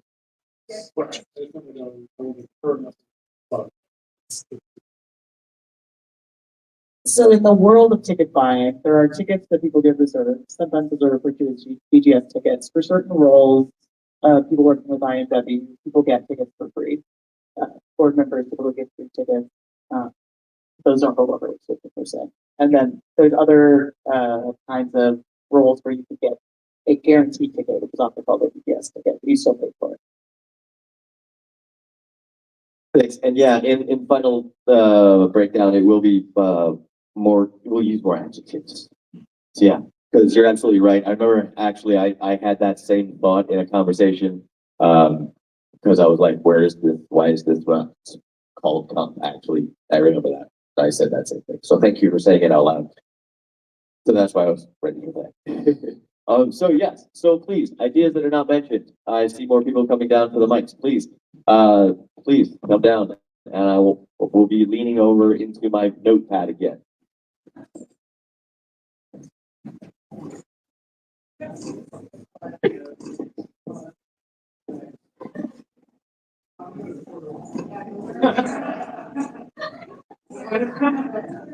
Okay.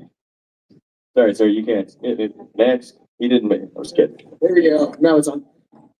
So my only comment is regarding the number of hours required. I saw that there was 40, and I also saw 32, I believe. That is we are talking about what will work. We already know what doesn't, so we're building with play today. Talk to me. What do you have? So my big problems that I have is that it's not fair and equitable. The minimum wage for King County is $20.29. Essentially, you guys are charging under minimum wage to make people work too much. I'd like to remind you the definition of the word volunteer. Yeah, but you're getting a ticket with that. So I'm totally with you, like all the day long. So all I'm saying is it's not fair and equitable right now. So people that are in our community that cannot afford to pay a ticket have to work under the cost of minimum wage to go to one of them. With you all day. Which is a giant problem for me. And I do not like that at all. So I think we do need to change and figure out how we can either have lower cost tickets or free tickets for community members that cannot afford to go. Because forcing them to work at a quarter of minimum wage right now kind of breaks my heart. With you, cheers, thank you. That was a great overture to what I had as an idea. Yeah. 8 hours to earn a ticket. Any volunteer gets a DGS. Any volunteering at all gets a DGS. And then follow up on what you said about not earning free tickets in 1 year. I think it might simplify the process to let somebody earn one ticket in 3 years. Which is to say, don't force things to expire. It might just be more heartache to say, oh, it's been 23 and a half months. You're about to lose that ticket in 2 weeks. It might be simplifier just to accrue volunteer hours. Yeah. I don't know. I'm with you. No, I appreciate that. That's why I'm writing this down. This is the spaghetti wall over here. Thank you. So yeah, I've done box office for the last 3 years for Critical. Insight. Honestly, I'm a proponent of getting rid of half price and free tickets entirely. Basically making it so you can only earn a guaranteed ticket. Every time we get, the more and more tickets we give out, half price, that cost still has to be covered. That brings all the other ticket prices up. I would much rather see us take that money and really invest it more in need-based tickets for people that actually have needs for reduced price, or making some free tickets available to people to be that really show a demonstrated need. Right now, to get a free ticket, whether it's 16 hours, 20 hours, 30 hours, often the people filling those roles and trying to get the most hours are also the ones that are working the hardest out in the world, and like the ones that need you the most are also the ones that that's hard for people. I don't think people should be forced to feel like they have to do 32 hours of volunteering. I think I would much rather just see everyone gets a minimum amount to get a guaranteed ticket for next year, the option to buy one, but not have to try to push themselves so hard.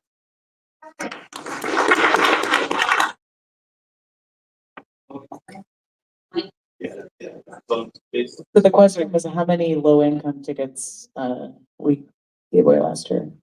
No, I don't know the last year. I could look at the last 2 years. 70, I think it was like 70 the last 2 years. Yeah.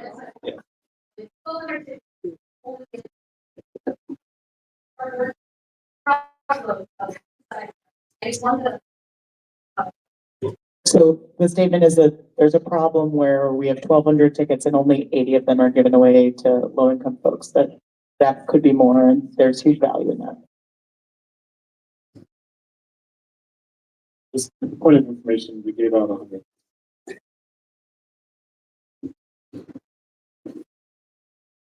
Okay, the comments from the live stream are up on the screen so we can all see them, but I just want to make sure that we're actually answering them. And this is probably more of a discussion point, but Caleb is asking, how can our events treat our volunteers better? What do you want or need to show up? Something we should talk about. So one of the ways I like to think about this is what percentage of the folks do we want who have guaranteed tickets? And try and kind of base our volunteerism on that participation.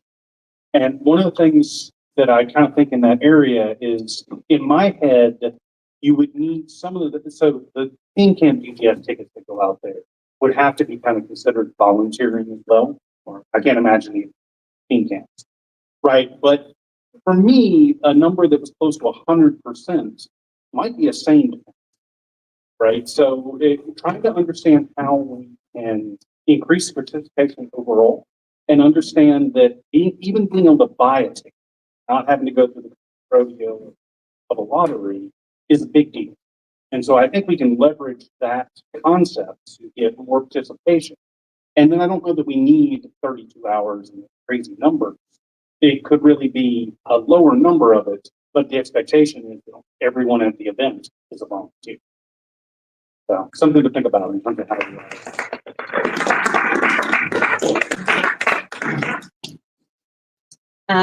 So I'm gonna actually reiterate a couple of things I think Dan was kind of touching on.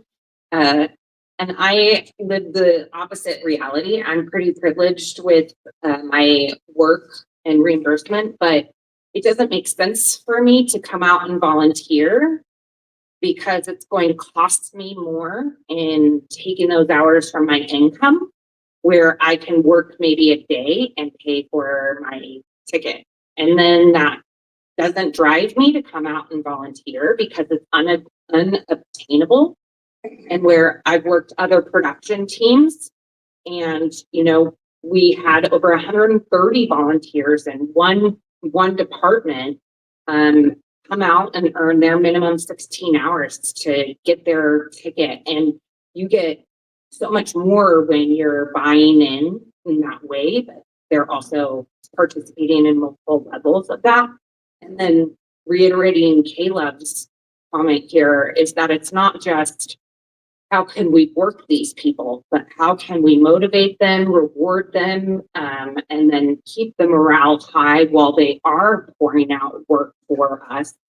And food motivated is, I'm hugely food motivated, and I've seen this be inconsistent with the different events that I've participated at, and I would love to see more consistency across rewarding those that are actually showing up and working hard for all of the departments.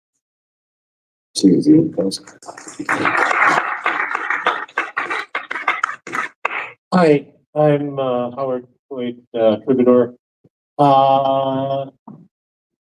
I've got a kind of a hard question to lay to the community. I mean, it's all well and good. We want to appreciate our volunteers and we think about how can we reach out and do more to appreciate our volunteers. When it comes right down to it, one of our core principles is gifting. What greater gift can you bring to your community than spending your time and effort to make what that community wants to happen? I'm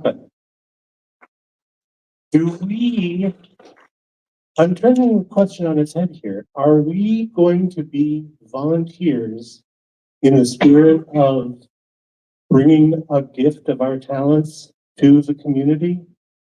Or are we doing it so that we can get in cheap? Yeah, that.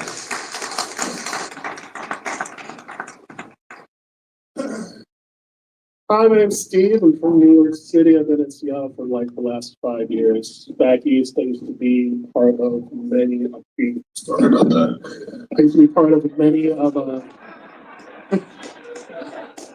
I used to be part of many a pre-comp and decomp for Burning Man. Never have been invited many, many times by many camps. I've done everything from box office to DJing to security.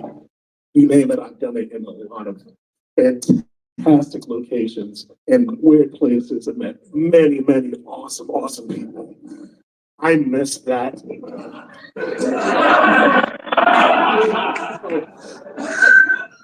I miss this community.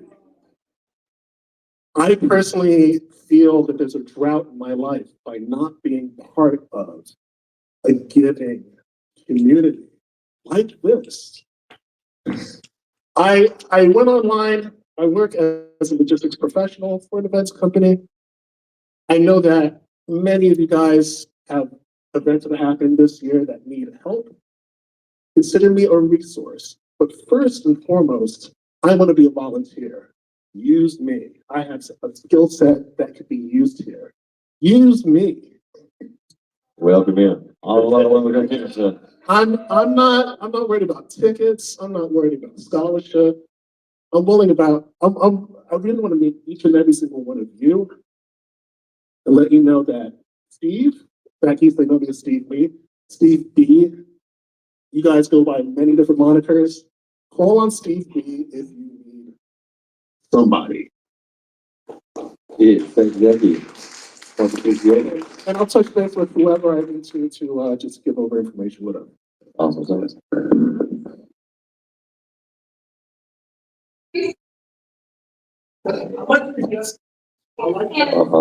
was really good. I wanted to respond to Caleb's question. Earlier, they asked, how do we treat our volunteers right? One component of this is that we do 4-hour shifts. Most of the events I've done to have done 4-hour volunteer shifts. It's hard for me to volunteer for 4 hours of SeaCompression. It's a short party. I have to do setup of my camp. I have to do tear down of my camp. I have to hang out with, I would like to hang out with my friends. I would like to do the event. Like there isn't a 4-hour block to do that. And, that's just hard. Like, I know that it'll create huge efforts for the volunteer lead if we do 2-hour shifts and there's twice as many volunteers, blah, blah, blah, blah, blah. But like, it's not super respectful of my time to ask me, or asking me to show up for 4 hours is a bigger ask than asking me to show up twice for 2 hours. I'll do twice for 2 hours. I'll schedule that. I'll figure out when I'm going to do that, but 4-hour block is harder for me. And I know that creates more work for some other people, but like shorter blocks is respecting me as a volunteer more. Awesome, thank you. See, now it's too tough. Steve, you broke it. Two things. One is somebody had mentioned on the chat, hey, there was a question that was being punted later about volunteerism for Remlinger. I don't think it's just Remlinger, it's Remlinger and Masons and SeaCompression and anything else we do. Right now we have volunteers a problem. So it's not just the one side, it's a whole bunch. It's everything that we do. That said, one of the things that I have an idea for that I would love to see happen that used to happen back in the day is that for theme camps are critical specifically, in order to get DGS tickets, had to have a volunteer shift per person. It was pretty simple. Basically, like your theme camp, pushing everyone out. How many guys you got? 20. Great. We'll give you 20 tickets. You also have to do 20 hours of volunteering or something similar. It's a very simple thing where it's, especially if you're getting a DGS ticket, hey, we expect you to volunteer as well because volunteering is, as Howard mentioned, is party gifting. That's part of our community. So I'd love to see that return to that. So. No, I'm with you all the time. I've actually heard back from other camps and they're like, this is my volunteering time building the camp. But I want to express that that is true. Like if you earn the DGS, it sounds like earning the access to buy is a really good value here. Yeah. Yeah. I love that, DM, because I think at Love Burn, one of the common themes is that everybody volunteer. Like that's a given. If you're going to go, it doesn't matter if it's like 1 hour or 4 hours, but everybody should do a shift. And I was going to also address Spike's comment because I would love to see us grow. I would love to see us go to a new site. I'm willing to take the venture. I love the Mason site. Don't want to give up the trees. But do we have the volunteer base? And what does that look like? How do we support volunteers not getting burnt out? One of the concerns I have, because I am for less hours, I don't think we should be requiring people to do 32 hours to get a ticket. I just think that's ridiculous. How do you even enjoy the event if you're volunteering all the time? And that's coming from somebody who volunteers like a manic person all the time. Yes, she does. But one of the things that I would like to see is that it carry over. And I know that people work in box office and it is hard to track hours. And how do you do that when we have a turnover, a production team that's turning over every year? It's hard to track. But how do we avoid burnout is not making people do it every single year until they hate what they're doing. So giving people the opportunity to volunteer this year and take a year off. And as somebody who does a theme camp and an art car and a fire performance and production, it is really nice to be able to say, I'm going to do this year. And this year I'm going to focus on theme camp. And this year I'm going to focus on art, but that it doesn't get held against me in the ways that I can still earn tickets for next year. So.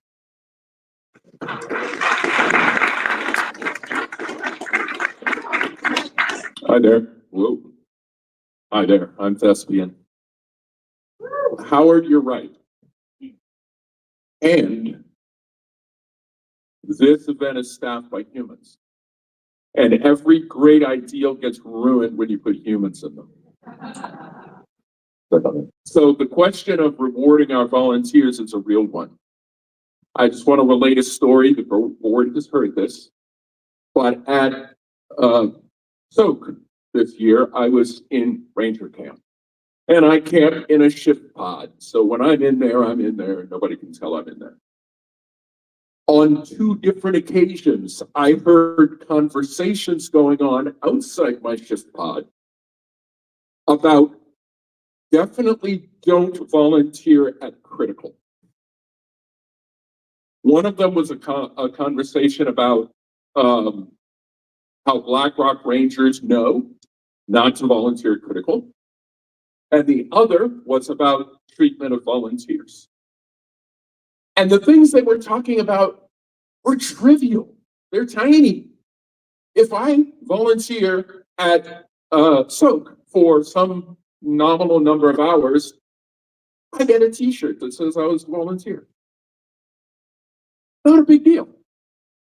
And their notion that people volunteer at critical, they don't get a t-shirt, but the leads get like embroidered jackets. This is the story I heard. I don't even know if it's true. It doesn't matter if it's true. If those conversations are happening, we have a problem. And I'm glad, roundabout, that you brought up Loveburn, because we are not trying to figure this out alone. There are other regionals. Some are very close to us. We touted, INW touted, I believe, a 28% volunteer rate at the last critical. It was a Facebook posting. I don't recall the exact number. I think 28. SOAK was 35. Should they both be higher? Yes. And they're doing better than we are. So I would strongly encourage whoever's making these decisions to talk to other regionals that have high volunteer rates, find out what they do, and see how feasible they are for us to do the same. Oh yeah, that's a great idea. I like the idea of thank you.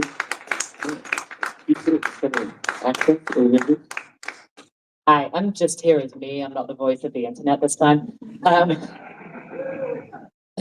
I gift a lot of hours volunteering, and I am not very motivated by rewards or free tickets or whatever. I just do it because I enjoy it. But I have seen a lot of really dedicated people burn out hard because we don't have enough people. We don't have enough people now. We certainly don't have enough people if we get bigger. And I think the most important part for this is to lower the barrier to entry for volunteering. Like, people think that to volunteer, you have to put in 40 hours. And I don't think we should be giving that message, right? I think we should be giving the message of, like, sign up for one shift. It's great. It's a fun time. You know, if you get a t-shirt, I'm sure a lot of people are motivated by that. If you get dinner, I'm sure that would be, you know, we should talk about ways to make this appealing to more people so that the same, like, 35 people aren't burning out every year. Awesome. Thank you.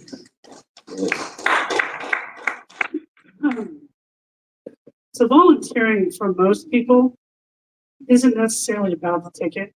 It's good to have a mechanism for those who want to do it that way. It's been about the family and the people that you meet and what and how you do you spend your own time? Dan brought up the DGS and the camp volunteering, and I wanted to just follow up with what that actually was. It was more shenanigans and volunteering, but it was big. It meant, so, you know, you bring Flight to Mars and you have to have a whole bunch of people out as on a greeter shift. Well, you want to see some big shenanigans, put DPW out for greeters or Flight to Mars or whoever. The other thing that I want to kind of impress on everybody is it is very difficult to have continuity in these kind of policies when the entire organization is volunteer.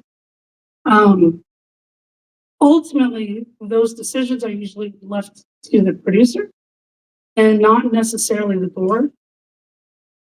I agree there needs to be some leeway there, but there needs to be some responsibility on both sides. So if there is an event, you know, this community puts on a SeaCom and you didn't get water while standing out in the middle of the road for 8 hours, or, you know, whatever the thing is that turned you off on how you were treated as a volunteer, let people know. Let the producers know, let the board know. We need to have a constant dialogue, because every time we get a new producer in or we get new people trying to do the best, they're all there trying to do their best. Not everyone's been around for 35 years doing events and know that cold water and a hidden beer here or there is really what makes the, you know, grease the skids for people. So board, take some responsibility on this. Producers, take a lot of responsibility on this. And community, communicate. Because we can't be burning people out. It's gotta be fun. It's not gotta be not just about the ticket. That's a thing that some people need or want to use, but it's really about the community.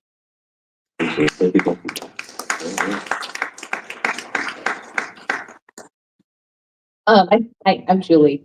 I think after couple of the last comments, we had this might be moot, but when I started Critical, which was only in 22, I volunteered a fair amount. And then I volunteered a lot in 23. And I'm like, I love this department. I would love to lead this department. And people told me not to. They're like, no, it's so much work. It was terrible. And I mean, they were giving their real experience, and it was not one person or two people. It was multiple people who said, yeah, you'll probably burn out. And they told me stories of them burning out. Some of them who were still doing it, some of them who weren't. And I think that it sounds like maybe making a decision where we get more low-level volunteers so you could, and freeing up tickets so you could have more leads. So you're splitting the work that you're doing out more might be a good idea, because it's not an uncommon story to hear people talking about how burned out they are on the boards. And I think that it's getting around. I heard someone at Utah Burn saying it was terrible to volunteer at Critical. As soon as I said I was from Seattle. So and I volunteered less this year than I did previously because we ran team camp, but there is a department I would like to lead if I didn't think it would burn me out. I'd never want to do it again. It's definitely not for my height. So, okay, I'm on the events committee and I've had a lot of conversations about the volunteering challenges that we have, but I'm going to try to put on my other hat, which is that I have been on Critical Production for the last 3 years as well. And I will say, as a lead, I am taking a year off because I did work myself too hard. My job did not work me too hard. I did. And I have never felt more supported in my life than when I let the production staff know that I was taking a year off next year. Everybody was like, absolutely. That's what you need to do it. So I will say that I think we are moving into a time, at least for Critical. I have not worked with SeaCompression, so I cannot speak to it, but at least in Critical, where we are understanding that human beings have limitations and that if we say it's too much, then we get to take time off. I think that's much more supported in that production community than it has been in the past. That being said, I am also going to wear the hat of actually being a community member who has volunteered other events. I feel very supported at Critical. I love working production. I feel like I am getting the things that I need to do my job well. I feel appreciated. we do get a ticket plus a +1 as well. The +1 is for your support human, because we know that these are really hard jobs. You're doing a lot of work for a really long time. And when you're there for that week, you are exhausted. And so having another person you know is guaranteed there to be and be like, I made you food, or like your bed is already set up, or your kid is babysat so you can do your shift, whatever. That is something that is guaranteed to you as a production member. I think that's really important. As a volunteer at other events, we get so much cool swag. Like, I will say, I wish production, and honestly, like across the board, critical, like volunteering, I wish we got cool stuff. Like, I got a squeezy whale that squeaks when I volunteered at Soak, and it made me really happy. Like, I know that's dumb, but like, I've also had these conversations over and over, and I think that the community is vast. We have humans that need to be able to work to have a free ticket. I know that for sure. Like, not just we have access to low income, but there are some humans that want to work to earn their ticket. We have people like me who is like, I like stuff. I can buy my own ticket, but I like things. And we have people who are at a financial place where buying the ticket is easy. They just want the opportunity to not have to sit in line and smash a button and hope that they get a ticket.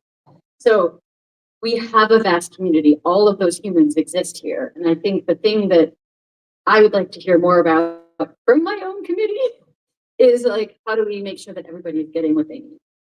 One more thing and then I'm done.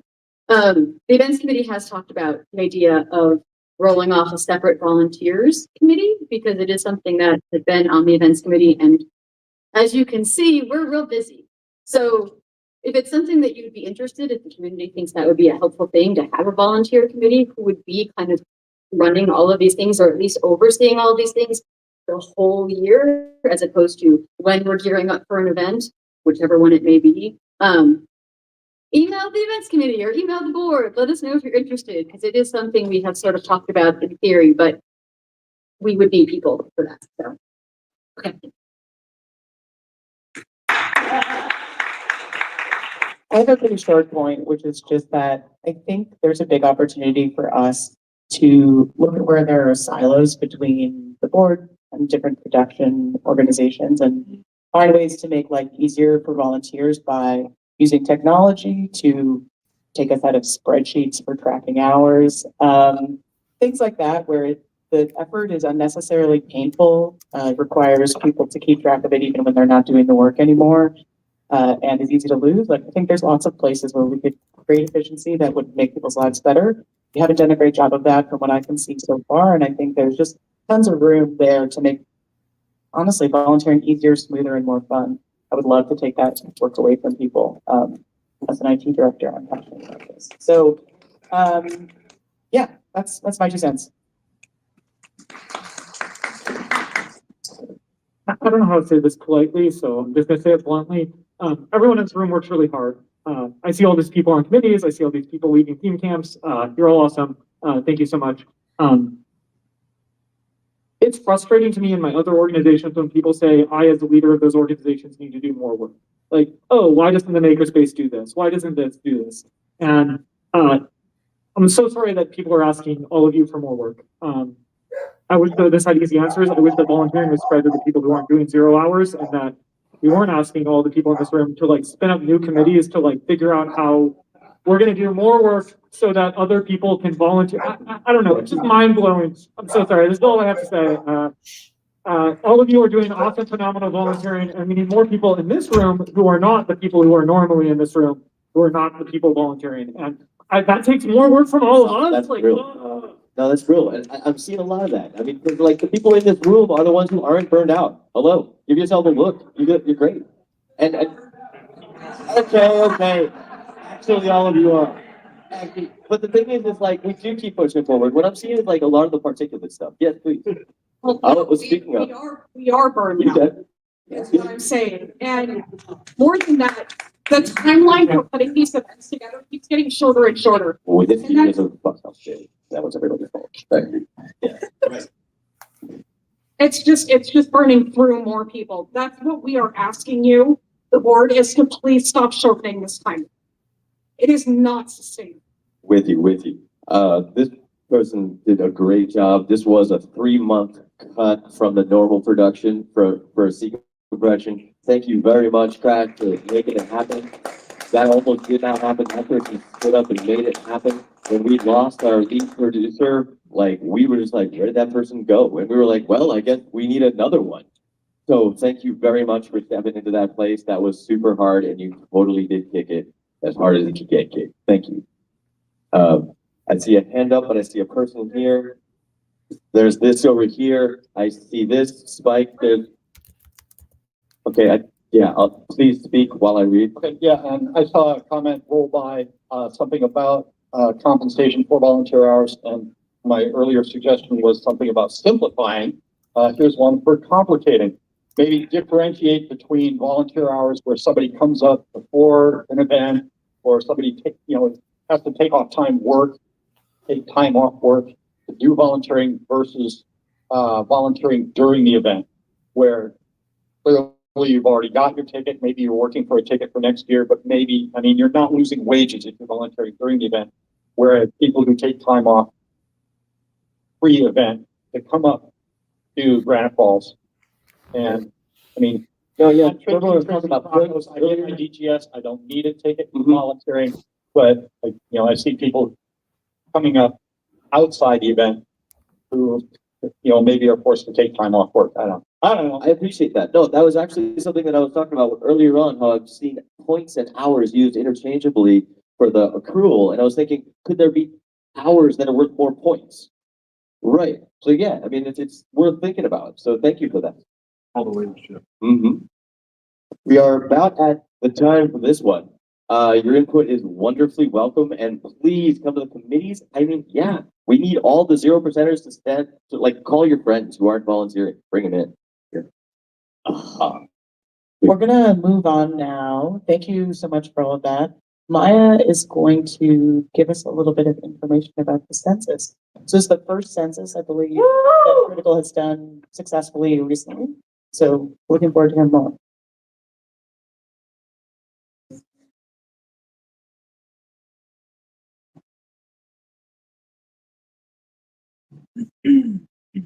Thank you, nonsense, and it's Baya. I'm so sorry, my name is weird. Somebody recently said that my burner name should be Bay Area because I'm not from there. Okay, not talking about that. So I have a couple of maybe interesting information for you folks from the census that we did. And I hope it's interesting. I tried to condense it to the stuff that's relevant, whatever that means to me. So I'm gonna briefly talk about what I did, i.e. methodology, some general numbers, some questions specific to the event, and there's also a question about the move-in there, and I found the answers very interesting. Yeah, that's about it. We can go to the next slide now, please. So methodology, we had a questionnaire. Most of you saw it. I hope and filled it out. There were some questions that were a little more complicated than others. Some were worded weirdly because they were supposed to be then compared to soap stuff, and that full comparison is coming up. Haven't done that yet. There were some specific questions about transportation, like I wanted to know how people are coming, or we wanted to know how many solo drivers we have and stuff, and I think we need to do some work there, because we had a lot of people that drive solo. Inclusivity, financial burden of attendance, that ties right into the discussion we just had. Potential move, like I said, accessibility request, and then it was one sheet of paper, front and back. Next slide, please. And the data collection, there was slight issues that we started to collect the data on Sunday, the 13th. The event officially starts on the 14th, but people were there starting Thursday or Friday. So we had a bunch of folks that we couldn't catch. The census station also was not staffed during the entire time gate was open for safety reasons. After dark, it just didn't make sense. And We had also the critical commuter folks. They had the questionnaires on the bus so that they had something to do besides looking forward to the event. Then I had a self-service station for those folks that we couldn't catch. I didn't really advertise it much because I didn't want to give people the options to, nah, I'll do it later, and then never will. So I just put it up there, and we only had like 4 people per day fill that out. But anyway, some folks did it, and I think that's worth noting. And then I also noticed that, like, of course, most of staff arrived before, so they didn't get a chance, and they were way too busy. So I put another station at production land on the ping pong table, and I got about 20 responses there, which was really nice. And I want to thank all of you for participating in this. Next slide, please. So how am I doing the data analysis? So technically we were two leads. But I kind of, as a sociocultural anthropologist, was trained in data analysis. My co-lead was more techie. And so we finally input the data in October, which was very late. I apologize, it was due to personal reasons. Fortunately, the Google form that we used just created a lot of charts and basic statistics for us. And I like that because I don't like statistics that much. I'm more of a qualitative person. And then we also had a zip code map generated that was done by my volunteer Spencer, who wanted to be here and sadly couldn't make it, but I was really glad when he was doing the data entry. He was like, hey, I can play with that. Can I please make you a map? And I'm like, dude, seriously? Thank you for volunteering. Again, next slide, please. So the numbers are, we printed 900 forms. We had, the over 800 isn't correct. We had 795 printed out forms. There were problems with some folks that they did not check the consent data, the consent checkbox in the top, which I now know I need to make that more obvious. So we had 46 people didn't give consent. That is like 5.8%. We couldn't use the data, sadly. But the 795 forms filled out gives us about a 66.25 response from like 1,200 people that were attending. I think that's huge. That was really awesome. And also that's probably due to an oversight on the part of the people that designed the sheet, me and Mark Mello. We forgot to include a marker that you have to turn the damn thing over because it has a second page. So about 32 people forgot to turn it over and we didn't get that data. That was about 4%. Okay, next slide, please. All right, now, data. So, first of all, what's interesting to see how many, we have a lot of returning participants, and we had almost 32% of people that were at Critical for the first time, which is pretty amazing, and it compares to they have their numbers there in answers, not in percentages. I calculated their percentage was for 23, 43.2%. Burning Man 23 had 34.9% new people. Wow, Mudburn. I wonder how many of them are coming back. Oh, they're real burners now. Okay, next slide, please. The age distribution.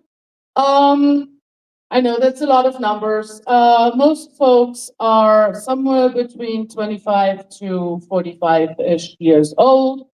I think we kind of know that when we look around in the room, but we also have quite a significant number of people who are over 50, and we also had a ton of kids.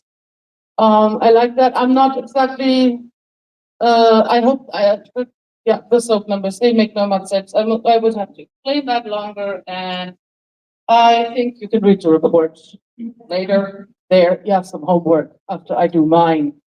So what I really liked, as I'm myself gender non-conforming, I was very curious about the gender identity. And I kind of liked, then I lumped the numbers together a little more, because like the SOAP numbers, we see it here. There was, no, hang on. We had about 41% of female people identifying as woman or girl. So next year I'll have woman/girl. Duh. And about 43% folks, so kind of about the same number of male to female. Burning Man, interestingly, more female than male, even though it's not that much. But what I really found very telling is the amount of people that fall into the gender fluid, non-binary, or of a third gender, or fill in your own gender here. We are so damn queer. Woo! Yeah, so when I calculated the data together between, well, or you can just like add male, female, and then what's left over, that's the others. So we have about 19.1% people that identify as neither male or female. That's really interesting. I mean, it's probably also has a lot to do with the fact that we have quite a lot of teenagers, and that Washington State is a refuge state for people that identify somewhere out of the norm. Like in comparison, well, SOAP is also pretty other there with their 14.5%. Nice effort. Burning Man seems to be rather bi-normative. I don't know how else to describe that. But it's also like, I mean, their population is different. They come from all over the world, and so of course the numbers will be different. Next slide, please. Oh yeah, the transportation slide. We have 64% or almost 65% of people that carpool with 1 to 3 others. That's really not bad, but we also have 27% of people that drive solo. Some of them said that, yeah, I drove solo, but I was with an infrastructure vehicle, and all the others were piled in a different car and stuff like that. And but it's just interesting to see that we have a higher number of self-drivers than like Burning Man, for example. They only have 16.3% that drove solo, and a lot more are carpooling. And then also they have an airport. I'm glad we don't.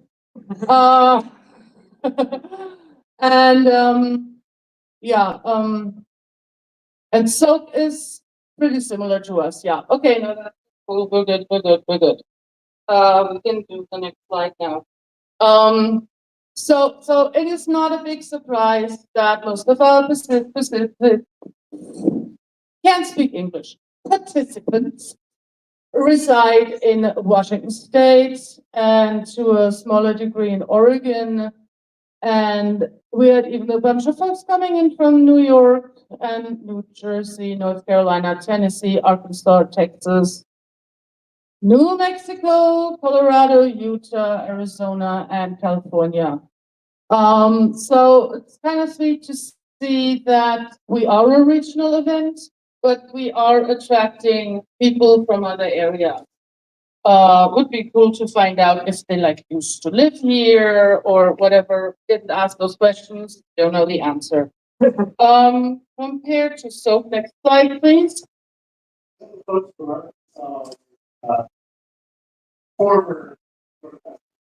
Yeah, Trubada said that the folks from Arkansas formerly lived here. Thank you very much. Yeah, so, and similar to us, SOAP also, they have most of their people from Oregon and then from Washington State, and a lot of you are here. And they also, but what was interesting there, SOAP also has international participants. Oh yeah, we had 3 folks from Canada. Yeah. International. Yeah, I know. Yeah, I have to say I'm impressed that the 2 Germans and the 1 person from France. It is just interesting to see that even though those are both regional events, they draw people from all over the place, and I really like this. I mean, we're not just all sitting in our own, like, Washington only, whatever. Burning Man, of course, yeah, everybody comes from all over the place. Next slide, please. The God of Burning Man, people come from California. I love that. I love that frequency math. Look, California is so loaded. So that was really interesting. And then, of course, yeah, even if you look like when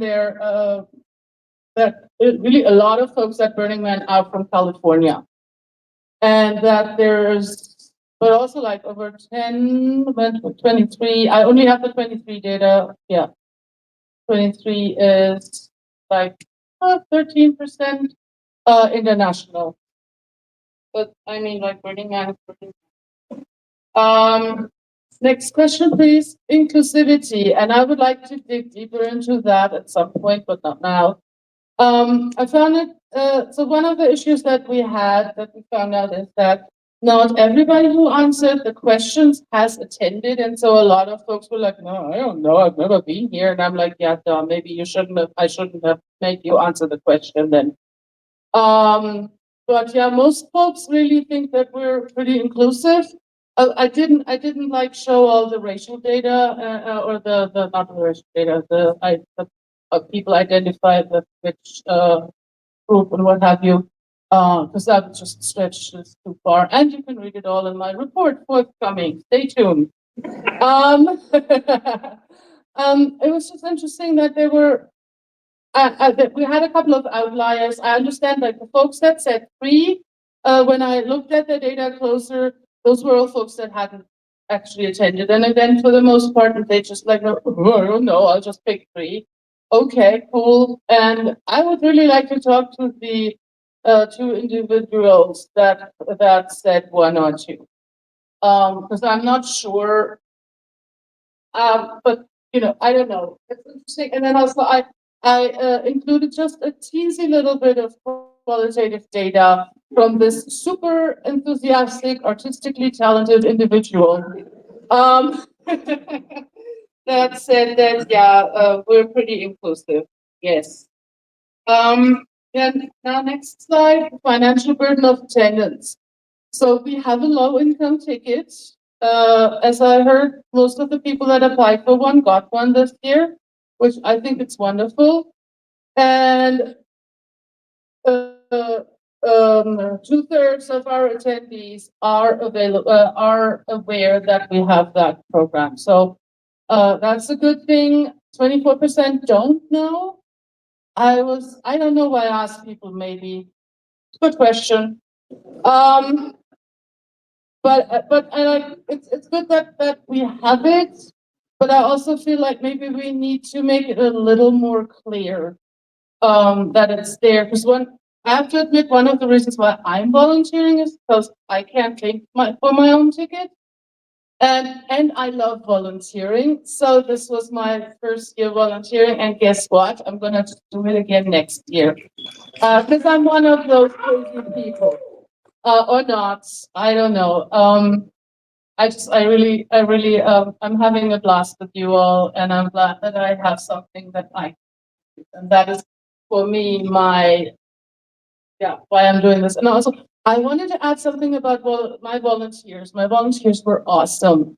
And I don't know, because this was the first time for me on production, we were fed during our shift.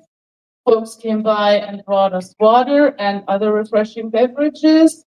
And I don't know if that is made, that people know this, that we are taking care of you when you're volunteering. You might not get a t-shirt right now, but we don't let you die of thirst. And if you need a bio break, please let us know, and I'll get you, what were they called again? A Thunder card, yes, because it was too far for us to go to the bathroom. So I personally thought that at least this year, volunteers were really well taken care of. But this is not part of my presentation. All right, so maybe we have to do a little more of telling people about that there is a low income ticket program. I also know that there's a barrier of asking for those things. I don't know if I would have asked. But that's me and I'm weird. Your mileage may vary. So we had a second question to the financial burden of attendance. Next slide, please. Question number 18. If the cost of attending critical has a financial burden. Next slide, please. Thank you. And I got a couple of pretty interesting. I have a lot of well-paid jobs in the high-tech industry around here. We know this. And I think that the 8.1% comes probably pretty close to the folks that got the low income ticket. And let me just go back. Yes. Oh yeah. Somebody responded extra, said, thanks, big exclamation mark. That's how I'm here, smiley face. And I really like when people give us those little snippets of information. And yeah, it's good to see if folks are appreciating this and are open in a anonymous forum to say, hey, this is how I can be here. And we want to be inclusive. We want to be there. We want for everyone to be able to attend us. It's one of the principles. So there. Almost done. And this is probably the slide that you all have been waiting for. And oh my God, are they hopefully coming to this next slide, please? Yay. Potential location move. Of course, this was just purely theoretical at that point because nobody knew anything about another location yet and what that location might be. And we just found out in the last couple of days on the Facebooks. And I did not compare this data to Burning Man because I don't think they're planning on moving and they didn't ask that question. Weird. So Sok is also thinking about this, and we had similar responses. 66%, so 2/3 of people would attend critical if they move to a different location. 4.7% say hell no. Which was interesting. Only 0.4% said no or so. And our maybes were lower because we're at 27%. Bunch of folks didn't give a response. I suppose there probably also new folks who had no idea. And I want to give some qualitative data to that. So like we had one individual who was like very, very sure about their answer being no, because you see what they've done there. It's great. And then somebody else said maybe, but they also hinted on the woods are really important. And I have more data where basically people had a lot to say about it. And they said, yep, but I promise to come. Woods are key. In the woods, please. I would be sad. Probably the woods are the best. Maybe if the woods. Yes, please somewhere we can burn. So that's probably the only person that yes, but woods are key. They're critical. Other people said, I love the location, but I would be sad with a crying face. But please don't. So I think people are flexible, but I'm also like, and I'm gonna include I wanna send an email to the board with like those answers so that you folks can see, so that those voices are heard. And I really, really appreciate how open you are to all of our input. Really, really wonderful. And with this, next slide. Oh no, accessibility. There we go. Yeah. And that's something I think people didn't understand the question right. Because some people said no to if you have accessibility concerns were they addressed by the request? And some people, and I think a lot of people said, no, I don't think we had 51 requests that were not considered. I think people said, no, I didn't have one. And I also, somebody said, I did not have this here, blank, I did not get confirmation. I did not know if this option was also an answer. And I feel like we're doing a pretty good job with like getting the word out, but okay, time's up. Thank you very much. Last two slides would be my sources, and that last one, my big thank you to all of my co-conspirators and helpers. You are awesome. And I thank you very much. Thank you so much. No, you're good.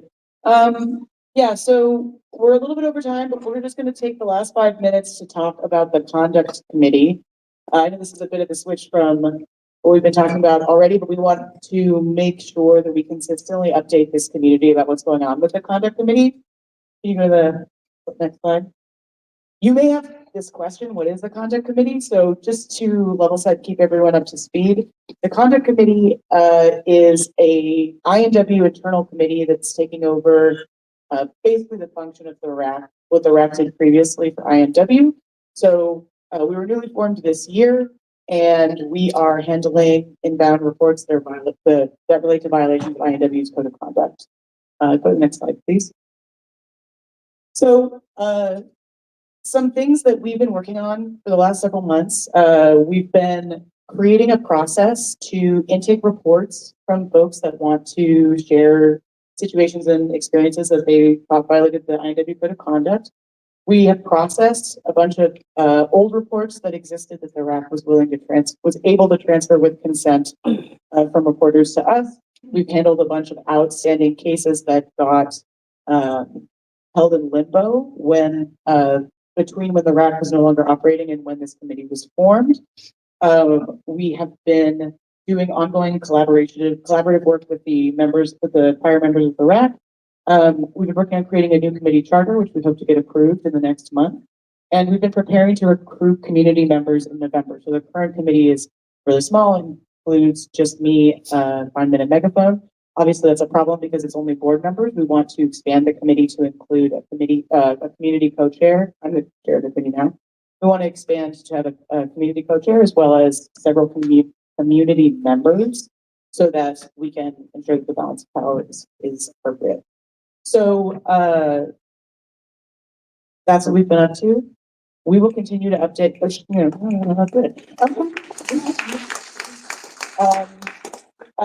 We will continue to update this community at INW Town Halls going forward. If you have any questions or interested in this, feel free to ask me. We have an email, conduct@ignitionnorthwest.org.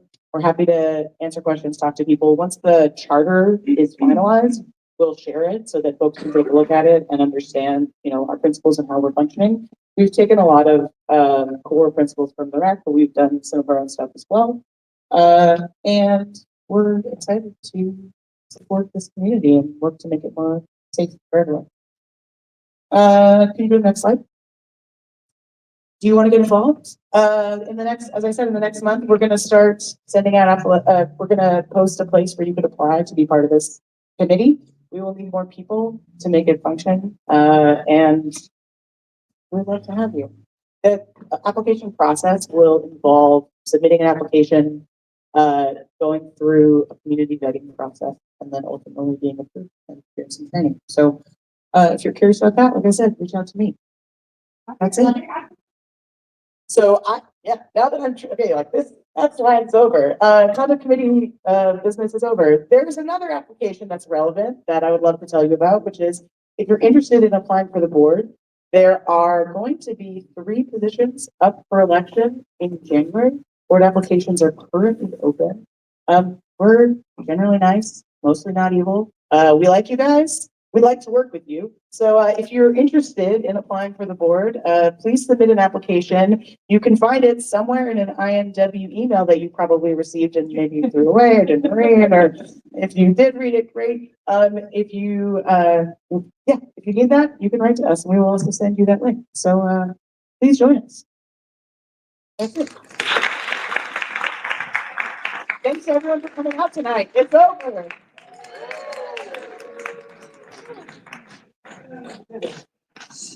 Really. So good.